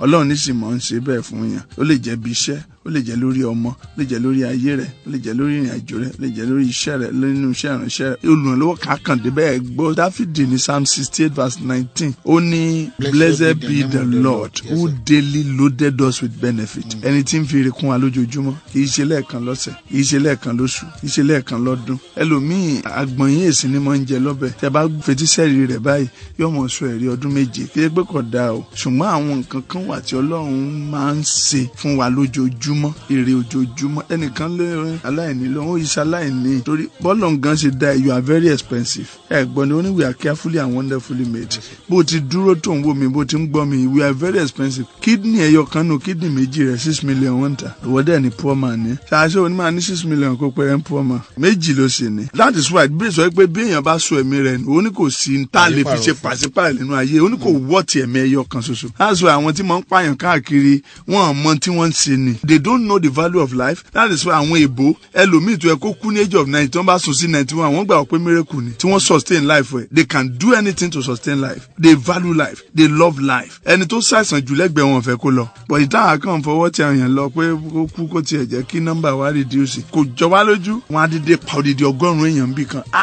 It's abnormal. Lágbára Ọlọ́run ẹ̀mí mímọ́ kò ní jẹ́ kí wọ́n fẹ̀mí tiẹ̀ ṣòfò. Àmín Jésù. Pariwo pé ayé ò ní fẹ̀mí mi ṣòfò. Ayé ò ní fẹ̀mí mi ṣòfò. Wọ́n ní fẹ̀mí àwọn ọmọ mi ṣòfò. Wọ́n ní fẹ̀mí àwọn ọmọ mi ṣòfò. There is what we call daily helpers. Wọ́n máa ń wá lójoojúmọ́ ni. Ẹlẹ́ẹ̀kejì ó ní à ń pè ní timely helpers. Olùrànlọ́wọ́ àkókò tó wá to time. 2 Samuel 21:15-17. Wọ́n ní Isbenobi ìkan nínú àwọn family òmìrán ni giant ni ìka mẹ́fà lóní ẹsẹ̀ mẹ́fà ó jẹ́ ìtawà fi ní mẹ́wàá àwọn ní 24 mẹ́rìnlélógún làwọn ní. Àwọn òmìrán ni wọ́n àtọwọ́ àtẹsẹ̀ wọn òmìrán wọ́n ti gbé ìdàsókè báyìí kó ṣá Dáfídì pa ẹni yẹn kò dẹ̀ wọ́n pẹ́ nìyẹn wà lẹ́yìn ìyẹn kan ṣá látẹ̀yìn ni ìdá jábọ́ ní ọwọ́ rẹ̀. Gbogbo ẹni fẹ́ ba rẹ́kọ̀dù ẹ jẹ́ pé ó ṣe jẹ́ pé ọ̀nìkan wọ́n ń pàtẹ́wọ́ fún ó jẹ́ pé àwọn ọmọ ẹnìkan wọ́n ń pàtẹ́wọ́ fún ó lóun fẹ́ dàgbéyàwó rẹ̀ rú ó lóun fẹ́ dọ̀nà rẹ̀ rú gbogbo ibi tó rìn dé iná máa jábọ́. Ìrànlọ́wọ́ àkókò ó yá kó máa bọ̀ ní ọ̀dọ̀ rẹ̀ kójú tó tì ọ́ ìrànlọ́wọ́ á dé bẹ́ẹ̀ lórí ẹnìkan ń sàmì ìwọ ni mò ń rí yìí o lẹ́tà ayọ̀ tí wọ́n ń gbé bọ̀ wọ́dọ̀ rẹ̀ yìí lórúkọ Jésù ọwọ́ rẹ̀ ó gbà mú ó yá sáìn fún ọmọ rẹ̀ sáìn fún Olúwa ló máa gba ìròyìn ayọ̀ láàrin 72 hours lọ gba ìròyìn ayọ̀ náà. Ajínrere ẹ̀yin Ọlọ́run. Hallelujah méje lọ́nà àádọ́rin méje. Òun ló ní gbogbo rẹ̀. Ògo méje lọ́nà àádọ́rin méje. Bàbá mi lónìí. Hosanna méje lọ́nà àádọ́rin méje. Ó kéré púpọ̀ fóore Olúwa ṣe láyé mi. Níbi gbogbo tí adijọ́ pàdé láàárọ̀ yìí àánú á jẹ́ tiẹ̀. Ọlọ́pàá òkun tó dúró sí ojú ọ̀nà rẹ̀ yìí Olódùmarè ọlọ́pàá ọ̀run kó mú un so. Ọ̀gá Sàmí máikrófóònù ayọ̀ tí wọ́n fi lé ọ lọ́wọ́ ẹ̀ lórúkọ Jésù kó fọ̀n sí aráyé o. Lórúkọ Jésù kọ́kọ́rọ́ tí wọ́n fi lé ọ lọ́wọ́ ẹ̀ kò ní jábọ́ mọ́ ọ lọ́wọ́. Aṣọ funfun aṣọ àlà tí wọ́n fi wọ̀ ọ́ yìí ò ní depo sí o. Ọmọ aráyé ò sì ní bọ́ depo sí. Láti àárọ̀ ẹ̀ lọ gbọ́ ohun tó ṣe ọ́ ní ìfun ọfà tí ń bẹ ní ìfun rẹ kí ọfà náà jáde. Ètí rìn ní ẹsẹ̀ rẹ tí ní ọ lára tí ẹgbẹ́ ọba rìn díẹ̀ àfi tí wọ́n bá jókòó òun kí ọfà náà jáde lára rẹ̀. Mo bá ìṣẹ̀dá ẹnìkan sọ̀rọ̀ o láàárọ̀ yìí wípé ibi tí wọ́n de àkọ́bí rẹ mọ́ iná kó tú àkọ́bí rẹ sílẹ̀. Bẹ́ẹ̀ l'Olúwa wí. ilé ọmọ rẹ tí wọ́n dè tí wọ́n ní kò ní gbọ́ ọmọ dúró, ó yá Ọlọ́run kó tú ilé ọmọ náà sílẹ̀. Ó di àṣẹ àti májẹ̀mú wípé ṣé òkùnkùn ní iṣẹ́ o tí Ọlọ́run ní ọ̀sẹ̀. Agogo tí ń ka wákàtí ọjọ́ yóò ka wákàtí rẹ̀ sí rere. Fáìtì ni mò ń wò ní ara ẹnìkan yìí. Ọfà yẹn jáde lónìí. Àlá burúkú tó lá lóru mọ́jú lórúkọ Jésù apaná rẹ̀ lára rẹ̀. Iná òkùnkùn ní jó ọ. Bẹ́ẹ̀ l'Olúwa wí, bẹ́ẹ̀ ni wòlíì sọ. Agbára ilé bàbá rẹ̀ tó ń so ọmọ ológo mọ́lẹ̀, agbára náà kò ṣòfò dà. Bẹ́ẹ̀ l'Olúwa wí. Láàárọ̀ yìí mò ń sọ nípa ohun tó lè ṣẹlẹ̀ sí olùrànlọ́wọ́ àyànmọ́. Lánàá mo sọ fún ọ pé a lè hinder dùn wọn, á dojúkọ wọn, wọn á blọọkì wọn, wọn ò ní jẹ́ kí wọ́n dọ́dọ̀ wa. Ọlọ́run dẹ̀ ti fi ṣẹ́ rán wọn. Ọlọ́run ti fi ṣẹ́ rán wọn. Ìborí balógun Páṣíà náà Daniel chapter 10. Áńgẹ́lì Gabriel ń bọ̀. Wọ́n ti fi ṣe ayọ̀ rán. Lọ fún lágbájá. Daniel kò lọ ràn lọ́wọ́. Ó ti ń béèrè fún ràn lọ́wọ́. Lọ bá wa fún. Ṣùgbọ́n wọ́n ní balógun Páṣíà dá dúró. Daniel chapter 10 verse 10 to 13. Kò sì jẹ́ ó kọjá síbi tó lọ. Dáhùn ló wà lọ́wọ́ rẹ̀. Ẹni tó ní dáhùn ló kúnlẹ̀ tí ń pariwo yìí. Wọ́n dẹ̀ blọọkì ọ̀nà rẹ̀ ò jẹ́ ọ lọ. Ẹnìkan ṣàmì ẹni tí wọ́n fi ṣe ayọ̀ rán sí ọ tí wọ́n blọọkù sójú ọ̀nà yìí. Olúwa túlẹ̀. Ìwọ náà pariwo pé ẹni tá a fi ṣe ayọ̀ rán sí mi tí wọ́n dè mọ́lẹ̀ yìí. Iná Olúwa túlẹ̀ kó máa bọ̀ lọ́dọ̀ mi. Ẹ̀jẹ̀ Jésù túlẹ̀. Ẹni tá a fi ṣe ayọ̀ rán sí àwọn ọmọ mi. Ẹni tí a fi ṣe ayọ̀ rán sí ilé iṣẹ́ mi. Níbo ló wà? Ó yá máa bọ̀. Bẹ́ẹ̀ ló dẹ̀ máa rí. Kò dẹ̀ ní yí padà. Jésù Olúwa wa. Ohun kan tó lè ṣẹlẹ̀ sí olùrànlọ́wọ́ àyànmọ́ ni pé they can go to a wrong place. Wọ́n lè fi owó tó ní ìrànlọ́wọ́ sílẹ̀ kán dẹ̀ máa lọ sí wrong place. Ó ṣẹlẹ̀ sí Jésù Olúwa wa nínú Matthew chapter 2. Wọ́n nígbà tá a bí Jésù wọ́n ní àwọn amòye gbọ́ wọ́n sì mú ẹ̀bùn dání. Ṣùgbọ́n nígbà tá a máa fi dé verse 5-6 yẹn wọ́n ti lọ sí wrong place. Wọ́n lọ sínú ilé Hẹ́rọ́dù. Wọ́n tún lọ ń gbọ́ information lọ́dọ̀ Hẹ́rọ́dù. Wọ́n lọ ń gbọ́ direction lọ́dọ̀ Hẹ́rọ́dù. Wọ́n lọ ń gbọ́ ìtọ́ni lọ́dọ̀ Hẹ́rọ́dù. Ọlọ́run ló ní kí ẹ̀bùn ọwọ́ wọn gan kán mọ́ gbà sílẹ̀ ńbẹ̀. Ọ̀pọ̀lọpọ̀ èèyàn tó yẹ kó jẹ́bù fún àwa ni wọ́n wà ní wrong place. Àwa tá a nílò wọn dẹ̀ rí àárí wọn mọ́ o. Ṣùgbọ́n ibi tí wọ́n ti nílò wọn ni wọ́n tún kò rí bọ̀. Ìdínú tí àwọn èèyàn bá ń gbàdúrà ẹlòmíà máa ní àdúrà eléyìí ti pọ̀jù. Kò sádùrà tó pọ̀jù tí ẹ bá fẹ́ rí Ọlọ́run. Ẹgbọ́n tí Olúwa ní kí n sọ fún ọ láàárọ̀ yìí. Gbogbo aṣọ ìmùlẹ̀ tí wọ́n fi bo ògo rẹ mọ́lẹ̀ ó yá kí iná ká dànù. Gbogbo aṣọ ìmùlẹ̀ tí wọ́n fi bo ìràwọ̀ rẹ mọ́lẹ̀ tí wọ́n fi bo olóore rẹ mọ́lẹ̀ tó fi ń lọ sí wrong places. Olúwa kó ká. Tó bá ń sọ pé báyìí ló ṣẹlẹ̀ wàá dẹ̀ mọ̀ pé ẹni tó lọ ṣe nǹkan yẹn pọ́dọ̀ ẹ̀ ló yẹ kó ṣe sí. Wo gan ló yẹ kó wá ràn lọ́wọ́. Ibi tí olóore rẹ rà báyìí wrong place tó wà tó bá ṣàmì lónìí kó padà sí ọ̀dọ̀ rẹ. Ẹlòmíì that is why ọkọ ẹlòmíì ti bọ́ sọ́wọ́ wrong person. Ìdínú tó bá gbàdúrà dáadáa òkùnkùn lè ba nǹkan jẹ́ mọ́ ọ lọ́wọ́. Lórúkọ Jésù wọn ní dọ̀nà rẹ rú. Number 5. Ohun tó lè ṣẹlẹ̀ sí olùrànlọ́wọ́ àyànmọ́ wa ó ní pé wọ́n lè waste ìrànlọ́wọ́ yẹn. It can be wasted. Genesis chapter 38. Àrí ẹni tí wọ́n pè ní Judah. Wọ́n ní Judah bí ọmọ kan wọ́n pè ní Eri. English pè ní Eri. Wọ́n ní Judah. Wọ́n lọ́mọ yẹn burú. Genesis 38 verse 7 amen tó fi jọ. Wọ́n ní and the firstborn was wicked in the sight of the Lord and the Lord slew him. Ọmọ yẹn burú Olúwa bá pa. Kò dẹ̀ sẹ́ni tó mọ̀ ẹlòmíì lè máa mọ̀ pé torí búburú ẹ̀ ni wọ́n ṣe pa. Ìyàwó ni wọ́n lọ ka ẹ̀sùn sí lọ́rùn. Ní Ísírẹ́lì dẹ̀rí wọ́n máa ń sú òpó. Àbúrò Eri orúkọ yẹn ni Onani. Wọ́n bá ní pé kí Onani kó lọ fẹ́ ìyàwó ẹ̀gbọ́n ẹ̀ torí wọ́n ti sú lópó náà nù. So ìyàwó lè lọ́mọ kó máa fẹ́ ọmọ nínú ilé yẹn bí Yorùbá ti máa ń ṣe ní ayé ìgbà kan. So Onani ni àbúrò Eri. Eri ti ṣe burú wájú Olúwa ti ló pa. Onani òun náà bá fẹ́ ọmọbìnrin. Inú wa ń bí Onani pé ọmọbìnrin tá a mọ̀ tí ó ṣe tí ẹ̀gbọ́n wa fi kú sí ọ̀dọ̀ rẹ̀. Wọ́n wá ní kémi ọ̀fẹ́ irú àṣà burúkú wò lélẹ̀. Wọ́n sọ fún wa nínú Genesis 38 yẹn ní verse 9. Wọ́n wá ní ó wá lè débi pé bí Onani bá ti ń bá ìyàwó rẹ̀ ní àjọṣepọ̀ wọ́n ló máa da nǹkan ọmọkùnrin rẹ̀ sílẹ̀ ni. Wọ́n ní inú tún wá bí Ọlọ́run. Ọlọ́run wá ní irú ẹ̀mí burúkú lélẹ̀. Ọlọ́run wá pa. Àmọ́ tó ti irú ẹ̀mí burúkú báwọn. Dípò kó máa da nǹkan ọmọkùnrin rẹ̀ sí ara ìyàwó rẹ̀ yọ̀mọ̀ dálẹ̀.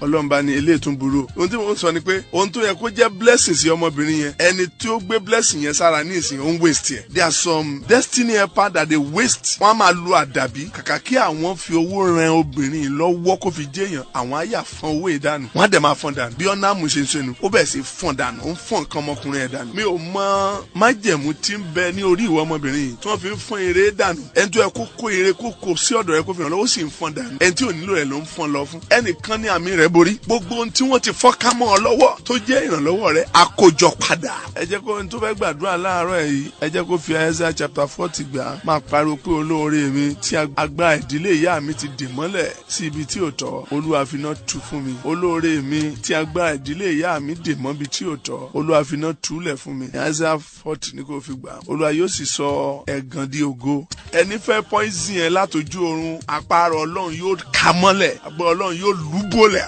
Pariwo pé má jèlé ojú oorun, ò lè dé ọ̀dọ̀ mi. Iná yí mi ká, ẹ pé iná kẹ́ fi yí ara yín ká o ọ̀gá yìí. O mọ̀ pé ìwọ mò ń bá sọ̀rọ̀. Iná Olúwa yóò sì yí ọ ká o. Gbogbo èèyàn pátá bí ẹ bá dojúkọ lónìí, ẹ̀jẹ̀ Jésù bò yín mọ́lẹ̀, ó ṣàṣeyọrí. Bẹ́ẹ̀ lórí o. Jésù Olúwa wa. Ní fún Ọlọ́run ní òkè ọ̀run. Hallelujah. Olódùmarè àtúndé o.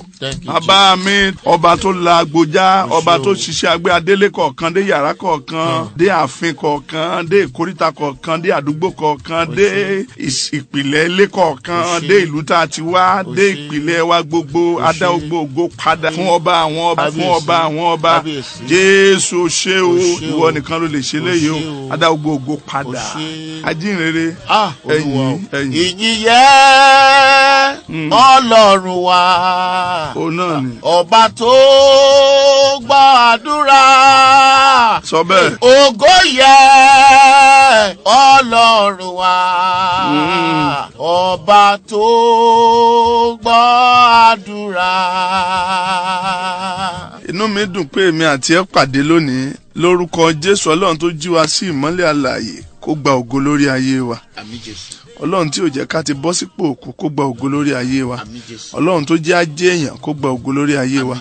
Èmi náà máa yin Ọlọ́run. Now láàárọ̀ yìí mo fẹ́ sáré gbé àwọn nǹkan kan yẹ̀wò tó ẹnìkan béèrè kan lánàá pé bàbá kí la lè ṣe láti fi gba ìrànlọ́wọ́ kí a tó tẹ̀síwájú náà ọ̀rọ̀ jẹ́ kí n sáré fún yín ní kọ́kọ́rọ́ bíi méje tí a fi ń gba ìrànlọ́wọ́. Number 1, if you want to receive help, you must discern a need. You must discover somebody who have a need also. Discern a need, according to 2 Kings chapter 4. Wọ́n sọ nípa ti obìnrin Shunemu. There came a man of God. Elisha passed by the Shunammite house. It was a great woman. She constrained him to his bread. He saw a need. Nínú ayé Woli Elisha ni. Ó dẹ̀ pé ẹ wá máa gbé lémi. Ó bọ́kọ ẹ̀ sọ̀rọ̀. Ẹ jẹ́ ká ṣe ibì kan fún wọn tí wọ́n máa gbé. Ibì kan tí wọ́n máa sùn. Ojoojúmọ́ wọn kọjá ká máa sún oúnjẹ fún wọn. You must discern a need in people's life. Ọmọ tí wọ́n lé jáde nílé ìwé tí òrówó lé ìwé san. Discern a need tó dẹ̀ lè afford láti bá sanwó public school tó ń lọ. Kí ni wọ́n lè lé jáde fún? Ọjọ́ kan tí councillor local government kan sọ fún un pé òun dé bí kan wọ́n ẹnìkan sọ pé tó ń bá rí 10,000 ọmọ owó tó máa fi ṣe. I was like 10,000. He said yes 10,000. Tí wọ́n pẹ́ ẹnìkan lè lọ ná sí retreat tó ti fẹ́ jẹun. Somebody said you can use it to start a business. So you must discern a need. Kí wọ́n náà lọ kíyèsí àìní kan tí ń bẹ lára ẹnìkan kí wọ́n náà lọ kó lọ fix it up. Ẹ wá wo obìnrin Shunemu yìí o, ẹni tó gbà sílé tó gbé tébù fún tó ń jẹ fún òun náà ló tún wá ń ta ìní rẹ o. Nígbà tí ó wọlé rẹ̀ tán ló bí pé àárọ̀ ọmọ lẹ́yìn obìnrin látọjọ́ àṣà gan ni kò dẹ̀ gbàgbọ́ pé òun lè bímọ mọ́. Gbàtàn sọ fún pé níwòye ọdún tó ń bọ̀ ó ní ẹ mọ́ tàn mí jẹ́ wòlíì. Ó bí ọmọ yẹn. Ìgbà tó yẹ ọmọ yẹn tún kú. Ìwọ lọ ka gbogbo kínní inú 2 Kings chapter 4. Ọmọ yẹn kú. Wọ́n ní Elisha tún sùn lé ọmọ yẹn, ó tún gbàdúrà fún ọmọ yẹn tún jí padà. Ó ní nísìnyí mo tún mọ̀ pé ìránṣẹ́ Ọlọ́run ni ọ́. Now if he has not discovered that need, our own need of help will not be met. Number 2, you must also obey divine instruction. Job chapter 36 verse 11. Obey the Lord and the Lord will prosper you. Nínú John chapter 2 verse 5 fún yẹn, Bíbélì sọ fún wa wípé màmá Jésù sọ fún àwọn tó ń wà ń bẹ̀, ó ní nǹkan tó bá ti wí fún yín kẹ́ ṣe o. Obey instructions. You want help? Ohun tó lọ ń bá ní o ṣe. Ó ní o sàn dá mẹ́wàá. Did you ever pay your tithe? Ó ní kò gbé gbèsè àwíyé wà mímọ́. Do you ever live holy life? Kò fọtílẹ̀. Do you ever live drinking? Ó ní kò fi máa lé obìnrin olóbìnrin lẹ̀. Do you ever do that? You must obey instructions before help can come. Because help is not a free of charge thing. So gba ìtọ́ni gbọ́. Number 3, you must show help to somebody's life. Ìwọ náà gbọ́dọ̀ gbìyànjú lọ́wọ́ sínú ayé ẹnìkan. David in Ziklag in 1 Samuel chapter 30. Wọ́n ló rí ọmọ Egypt kékeré tó sùn tó ń ṣàìsàn yẹn. Òun ni wọ́n kó lẹ́rù lọ ni o. Òun lé àwọn tí wọ́n kó lẹ́rù. Náà ló pàdé ọmọ kékeré yẹn lọ. Àìjá tọ́jú ọmọ yẹn ká tó máa lọ. Àbí wọ́n ṣe tọ́jú ọmọ yẹn tán tí wọ́n fún lóúnjẹ tára ẹ̀ yá. Ọmọ yẹn ló wá sọ fún wọn pé àwọn làwọn wá kó ẹrù Dáfídì àwọn àtàwọn ọ̀gá òun. Ọmọ yẹn ló jẹ́ link láti rí ẹrù yẹn gbà padà. Olúwa ló máa gbà padà ṣùgbọ́n kò sọ bó ṣe máa gbà. a jẹ́ pé in sowing help ibẹ̀ ni ìrànlọ́wọ́ tiẹ̀ náà wà. In a little sowing ibẹ̀ ni Olúwa máa ń gbà bá wa pàdé ní ọ̀pọ̀lọpọ̀ ìgbà tí a kò mọ̀. Ẹ wo Joseph àti agbọ́ tí ọba tá a sọ yẹn, kí ló ṣe? Ó gbin ìrànlọ́wọ́ nípa pé ó sọ ìtumọ̀ àlá. Ká ló ń fojú ro pé òun wà lọ́gbà ẹ̀wọ̀n, òun ò ṣẹ̀, òun ò rò, ẹnìkan purọ́ mọ́ tó yẹ pé yẹn ló ń bá káàkiri.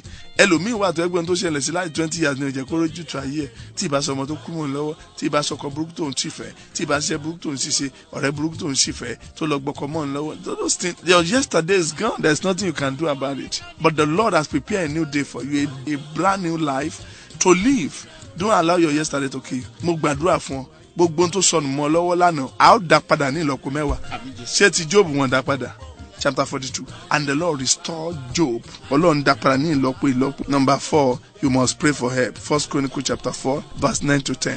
Bẹ́ẹ̀ni sọ fún wa nípa Jábésì. Olùgbàdúà, ọmọ ìbànújẹ́ ni wọ́n sọ, kò lè rí náà lọ́wọ́. Olúwa ò bá jẹ́ ràn mí lọ́wọ́, ò bá jẹ́ sọ agbègbè mi dín ńlá. Wọ́n ní Olúwa gbọ́, ó dẹ̀ ṣe bẹ́ẹ̀. Ẹnìkan ṣàmì gbogbo ìrànlọ́wọ́ tó ti pàdánù, Olúwa máa dá padà.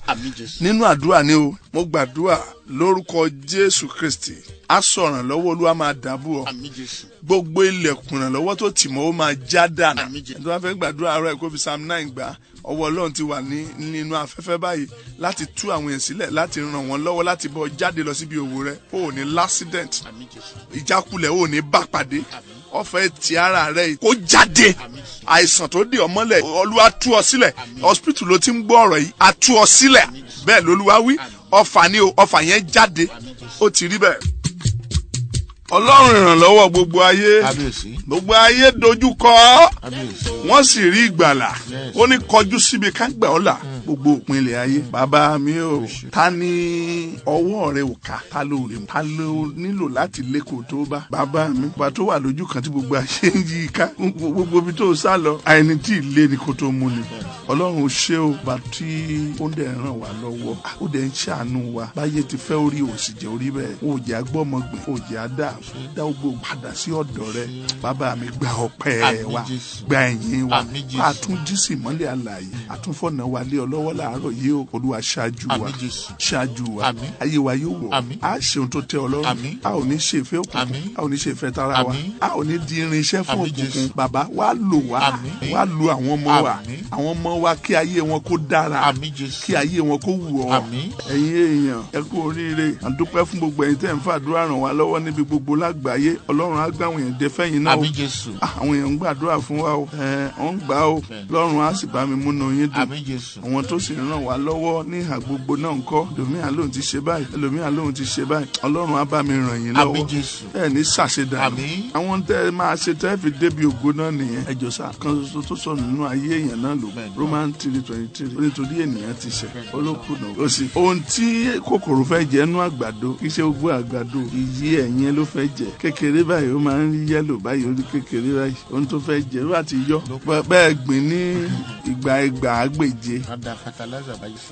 Kò lọ́nà lọ́mọ. Wọ́n ti yọ yí ẹ̀ dànù. So tí wọ́n bá ti yọ ògo kúrò lára ènìyàn, pangolo ló kò bá lóun lọ Harvard University, kò bá lóun lọ Oxford, wọ́n fún un ní appointment presidency, kò nítumọ̀. Ògo ti lọ, ògo tí wọ́n yọ lọ nìyẹn. Ó ní gbogbo èèyàn ṣẹ̀, ó ló kùnà ògo Ọlọ́run. Gbogbo ènìyàn ṣẹ̀, ó kùnà ògo Ọlọ́run. Bẹ́ẹ̀ni, òṣìṣẹ́ ẹni tí ó máa lógo tí ò ní là nǹkan kọjá, ìnira máa ń ṣáájú ògo ni. Luke 24:26. Ó ní ṣe bó ń sọ fún yín pé Jésù gbọ́dọ̀ jìyà kó tó wọnú. Christ have to suffer before he enter the world. Luke 24:26. Èyà á jìyà. Ẹni tí ò bá jìyà ògo kò lè mọ yìí. Téèyàn bá ń ṣe ohun tí ó lòdì sí òfin Ọlọ́run, ògo á fò lọ.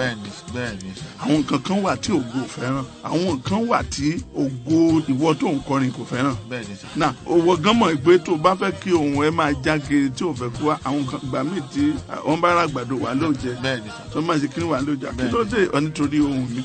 Not because you know that àwọn èèwọ̀ ohun wà fún akọrin. Tó bá lọ ń dẹ̀já èèwọ̀ yẹn, ohun yẹn ó máa disappear.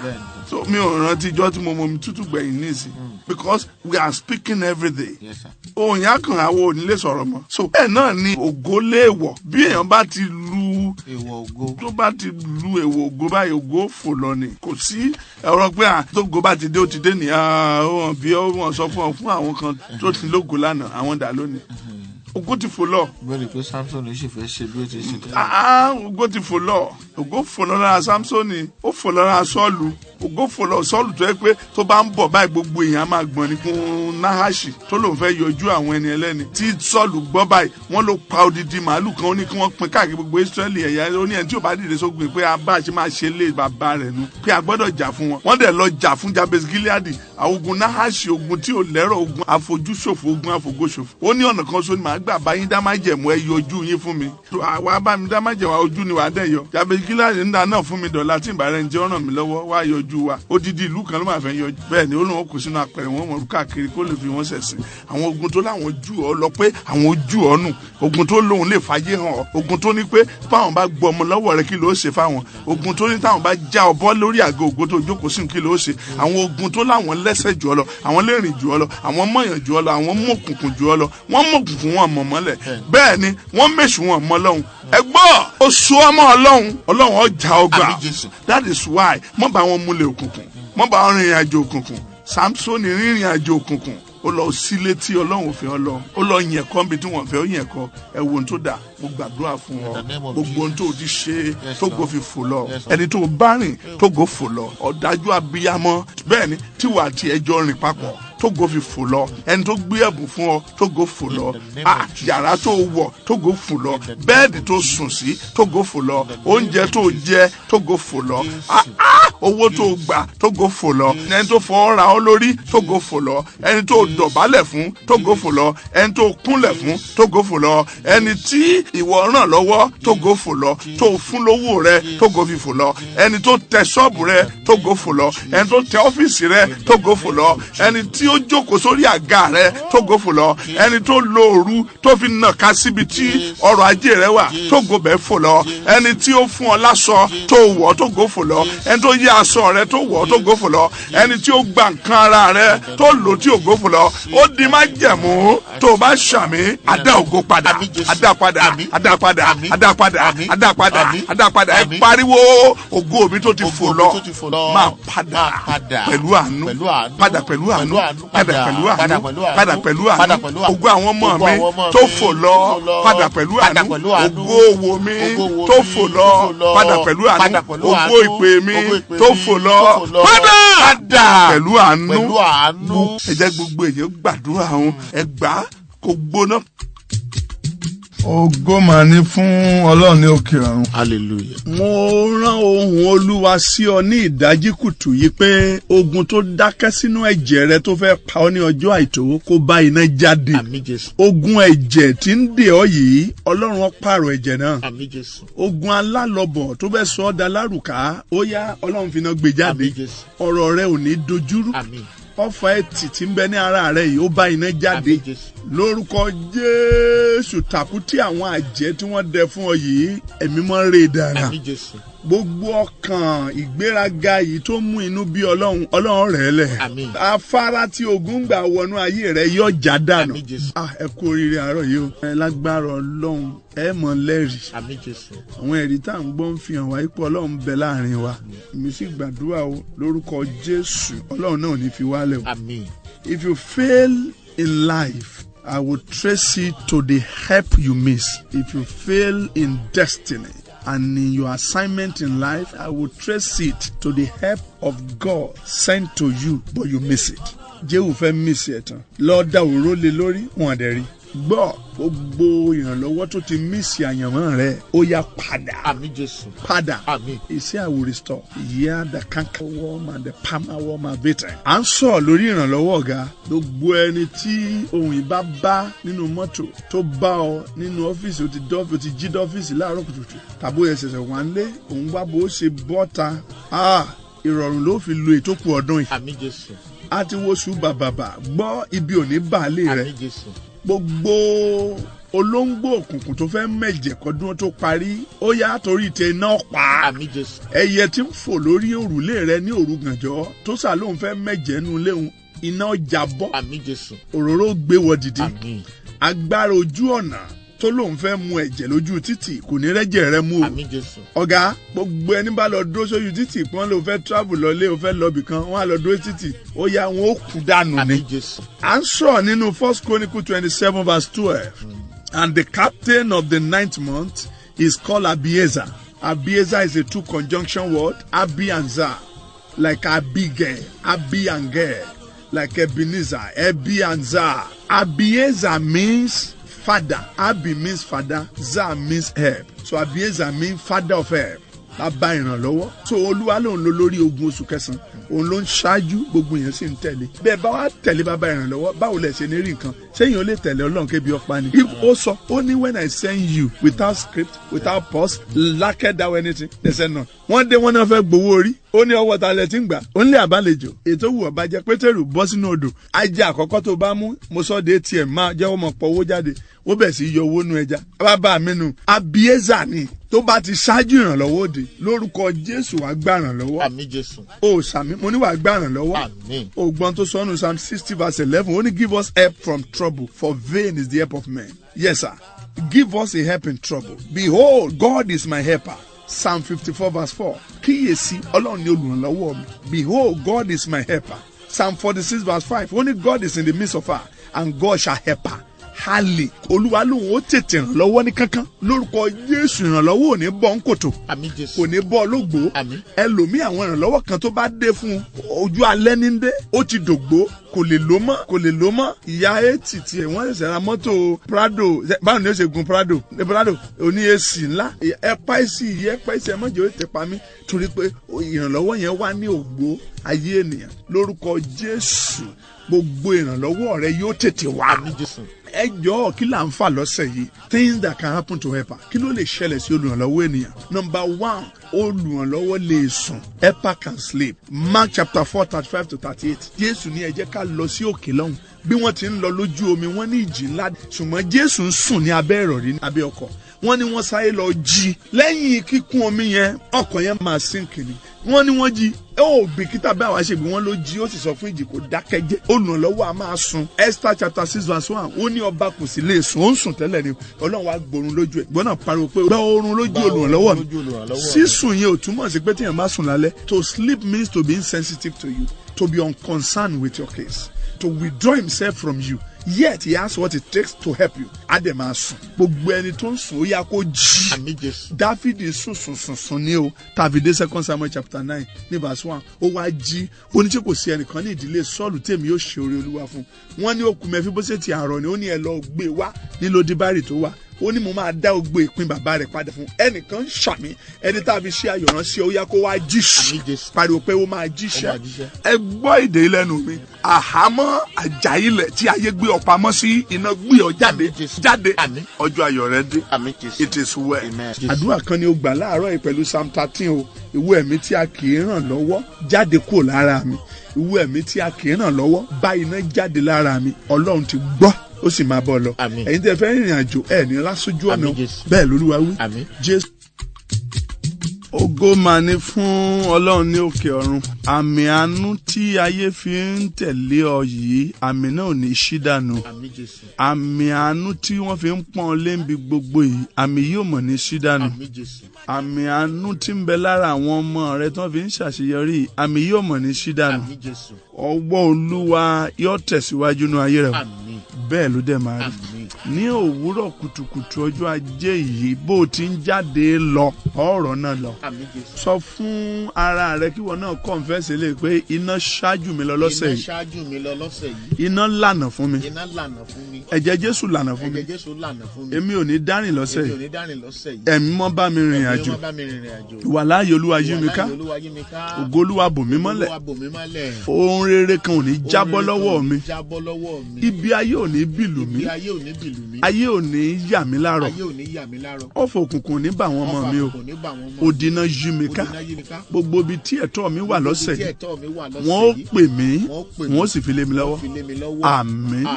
Olúwa ṣeun pé ó tún jí wa sí ìmọ́lẹ̀ alààyè. Ẹni tó ń lẹ̀ mí ló láyé o. Bẹ́ẹ̀ mi bá ti lọ kò sáyé mọ́ o. Ọlọ́run nìkan nísìnyí dìtàmí ẹni tó sùn tó jí. Èkì ṣe torí pé a sùn sórí bẹ́ẹ̀dì gidi. Ọlọ́run. Life is defined as a privileged existence with attendant responsibility. you jettison the responsibility, life will not be favorable. Life will turn its back at you. Garbage in, garbage out. Sir, but you are responsible. Ayé máa burú. Ẹlòmíà máa wá wòlíì irọ́ káàkiri. Ẹ̀dọ̀rọ̀ lé mi lórí. Irọ́ ni wọ́n ń dàlẹ́ ọ lórí kò lè ṣe nǹkan kan sà. Kí ni wòlíì kan fẹ́ ṣe? When you are not responsible, òun lùyàwó ẹ̀, òun àwọn ọmọ. Mo gbàdúrà fún òní sẹ̀sọ́ lọ́hùn o. Mo ń sọ fún wa láti bí ọ̀sẹ̀ bíi méjì sẹ́yìn nípa olórí ogun oṣù kẹjọ. Wọ́n ń pè ní Sebekiah. 1 Chronicle 27:11. The captain of the 8th month. The captain of the 8th month is called Sebekiah. Mo ní ìtumọ̀ ní God sustain, God support, God finance. Now, mo ti bí ọ́, mo mọ̀ pé wọ́n náà ń dá mi lóhùn pé ṣé Ọlọ́run ti support ẹnìkan lójú rẹ̀ rí kó rìn òhò? Ṣọ́lọ́run support ẹnìkan rí kó ṣẹ̀sìn? Ṣọ́lọ́run support ẹnìkan rí káyé ẹ̀ dojúrú? It's not possible. Mo gbàdúrà Ọlọ́run á support ẹ. Pariwo pé God support me. God defend me. God sponsor me. Mo bá ẹ sọ àwọn ọ̀pọ̀lọpọ̀ rọ̀ pé when God support a man, so many things will be happening. Number one, I told you that it will cause men to remember you. A jẹ́ káwọn èèyàn rántí rẹ̀. Ọlọ́run ò lè support ẹ káwọn èèyàn gbàgbé rẹ̀. Wọ́n máa rántí ẹ lọ́sẹ̀ yìí.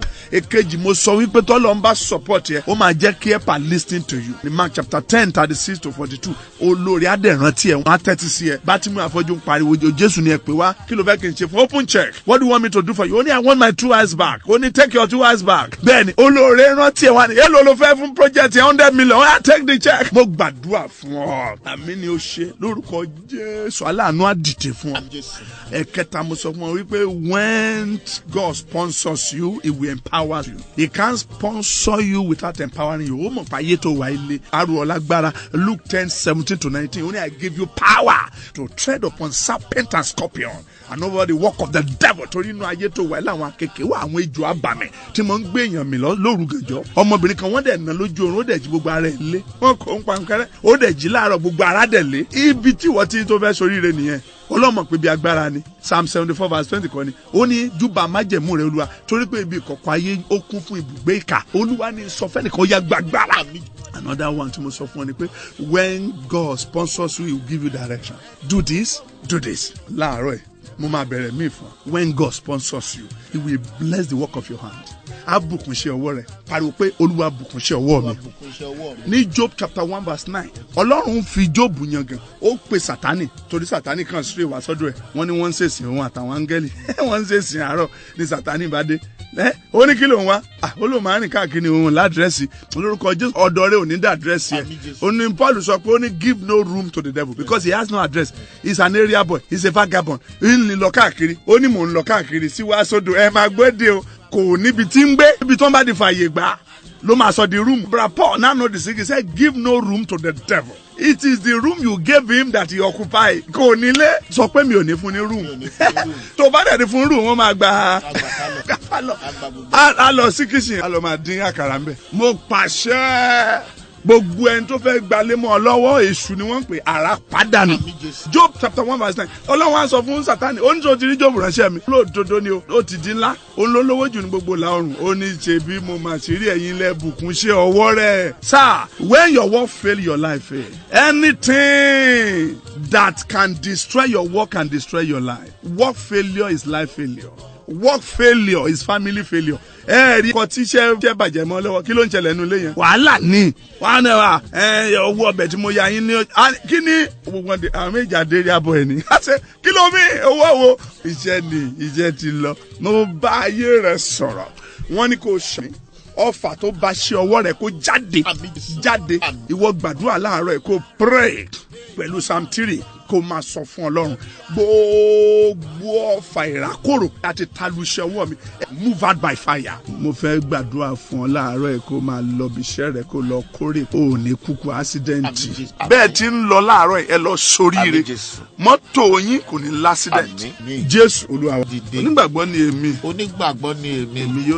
Èmi yóò dìde. Jésù ti gba ìṣẹ́gun náà. Ó sì ti fún mi ní ìṣẹ́gun. Ó sì ti fún àwọn ọmọ mi ní ìṣẹ́gun. ní ìṣẹ́gun. Ọlọ́run ti la ọ̀nà fún àǹfààní fún mi. Ọlọ́run ti la ọ̀nà fún àǹfààní fún mi. Èmi borí alátakò. Èmi borí alátakò. Ọlọ́run yóò sọ agbègbè mi di ńlá. Ọlọ́run yóò sọ agbègbè mi di ńlá. A kì yóò dá mi dúró mọ́. A kì yóò dá mi dúró mọ́. Àṣeyọrí mi yóò rú àwọn ọ̀tá mi lójú. Àṣeyọrí mi yóò rú àwọn ọ̀tá mi lójú. Ìṣẹ́gun mi yóò di rírí fún gbogbo ayé. Ìṣẹ́gun mi yóò di rírí fún gbogbo ayé.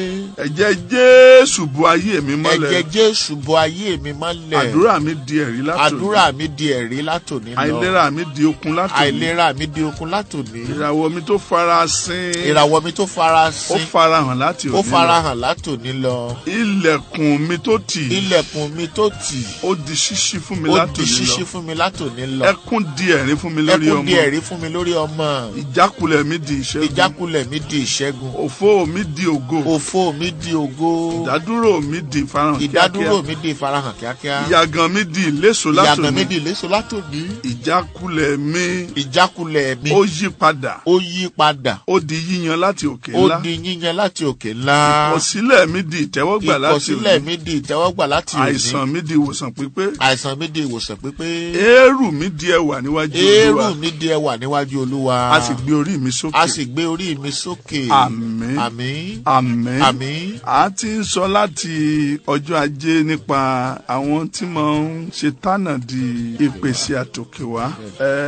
A bẹ̀rẹ̀ lórí ohun tí a pè ní èròǹgbà àwọn ènìyàn sí ọ, people's opinion. Bí wọ́n ṣe ní sí Dáfídì nù, ká ló gbà láàyè ni kò ní rí àtìlẹ́yìn Ọlọ́run. Ó tiẹ̀ ní jẹ́ ó gbégbèsè. Opinion olùkọ́ ẹlòmíì ni ò jẹ́ kó kàwé dòde. Wọ́n ní orí mi ọ̀rọ̀ mọ́wé. Wọ́n ní mi ò lè ṣe science student. Wọ́n ní mi ò lè ṣe physics. Òṣìṣẹ́ orí kan tá a dá látọ̀run kó ṣe physics. Ọpọlọ tí ń bẹ lórí ẹni tí ó mọ physics jù lágbàáyé, òun náà ló ń bẹ lórí tiwa. Òun rí tiẹ̀ lónìí. Ọpọlọ kan náà gbogbo èèyàn ní. Bọ̀tẹ́ nìkan ó lo tiẹ̀. Ó fi kàwé kàkàkàkà. Gbàtò yá ìwé náà sọ pé ó yarí pé àbájẹ́ kẹ́ni ìmọ̀ òun. Ọpọlọ yìí ọkàn mọ̀ gbóná lẹ̀ dà sílẹ̀. Ẹja kúkú jẹ́ ọmọ. Bẹ́ẹ̀ni gbogbo nǹkan tí èèyàn mọ̀ ó fira ẹ̀jì fún ni. So adẹ̀rí gbogbo opinion bí opinion bàbẹ́ even bàbá tó bí ń kò kákún ní oníkò tọ́sọ́ba 1 Samuel 16. Gbàtọ́ ní dọ́dọ̀ àwọn ẹ̀gbọ́n ẹ̀ ní 1 Samuel 17. Wọ́n lọ yà yọjú ràn pé kí ni ń wá tá ń gbéṣẹ́ ràn. Ìgbà tó tún dọ́dọ̀ kábíyèsí ó ní ọ̀dọ́ ni ìwọ yìí pé ó lè bá irú ẹni tá à ń wí ìjà. Gbàtà wá gbé ọ̀rọ̀ ẹ̀ dọ́dọ̀ ọ̀tá gan Gòláyátì yẹn wá fi èpè ó wá ṣẹ́ èpè burúkú sí ọ̀rọ̀ ẹ̀ pé mo fi ọ́ bú nípa Ọlọ́run mi. Òun náà lọ́wọ́n Ọlọ́run túẹ́túẹ́ kan ó lóun fi ṣépè ó fi Dáfídì ṣépè. Dáfídì náà yà dákẹ́ òun náà yà tún sọ ètí ẹ̀ padà pé ìwọ tọ̀ mí wá pẹ̀lú ọ̀wà àti àwọn àdáhùn irinṣẹ́ ńlá. Èmi ò ní gbogbo yín o ṣùgbọ́n èmi tọ̀ ọ́ wá ní orúkọ Ọlọ́run àwọn ọmọ ogun. Ó sọ pé tèmi yàtọ̀. Tèmi yàtọ̀. Ọ̀gá ìparọ́ pé tèmi yàtọ̀. Tèmi yàtọ̀. Àṣeyọrí tí wọ́n ṣe nu lé wa. Àṣeyọrí tí wọ́n ṣe nu lé wa. Orí mi ni ó ti bẹ̀rẹ̀. Orí mi ni ó ti bẹ̀rẹ̀. Sọ pé tèmi yàtọ̀. Tèmi yàtọ̀. Àṣeyọrí tí àwọn ọmọ ò ṣe rí. Àṣeyọrí tí àwọn ọmọ ò ṣe rí. Orí àwọn ọmọ mi ni ó ti bẹ̀rẹ̀. Orí àwọn ọmọ mi ni ó ti bẹ̀rẹ̀. Èmi yóò rí ògo lò. Èmi yóò rí ògo lò. Wàhálà tí ẹbí mi là kọjá. Wàhálà tí ẹbí mi là kọjá. Kò ní so èmi mọ́lẹ̀. Kò ní so èmi mọ́lẹ̀. Ogun tí àwọn ìran mi là kọjá. Ogun tí àwọn ìran mi là kọjá. Kò ní tilẹ̀kùn mẹ́mi. Kò ní tilẹ̀kùn mẹ́mi. Ògo mi borí. Ògo mi borí. Òróró Olúwa borí nínú ayé mi. Òróró Olúwa borí nínú ayé mi. Ètò Ọlọ́run ṣẹ fún mi. Ètò Ọlọ́run ṣẹ fún mi. Májẹ̀mú Olúwa ti dé fún mi. Májẹ̀mú Olúwa ti dé fún mi. Àmín. Àmín.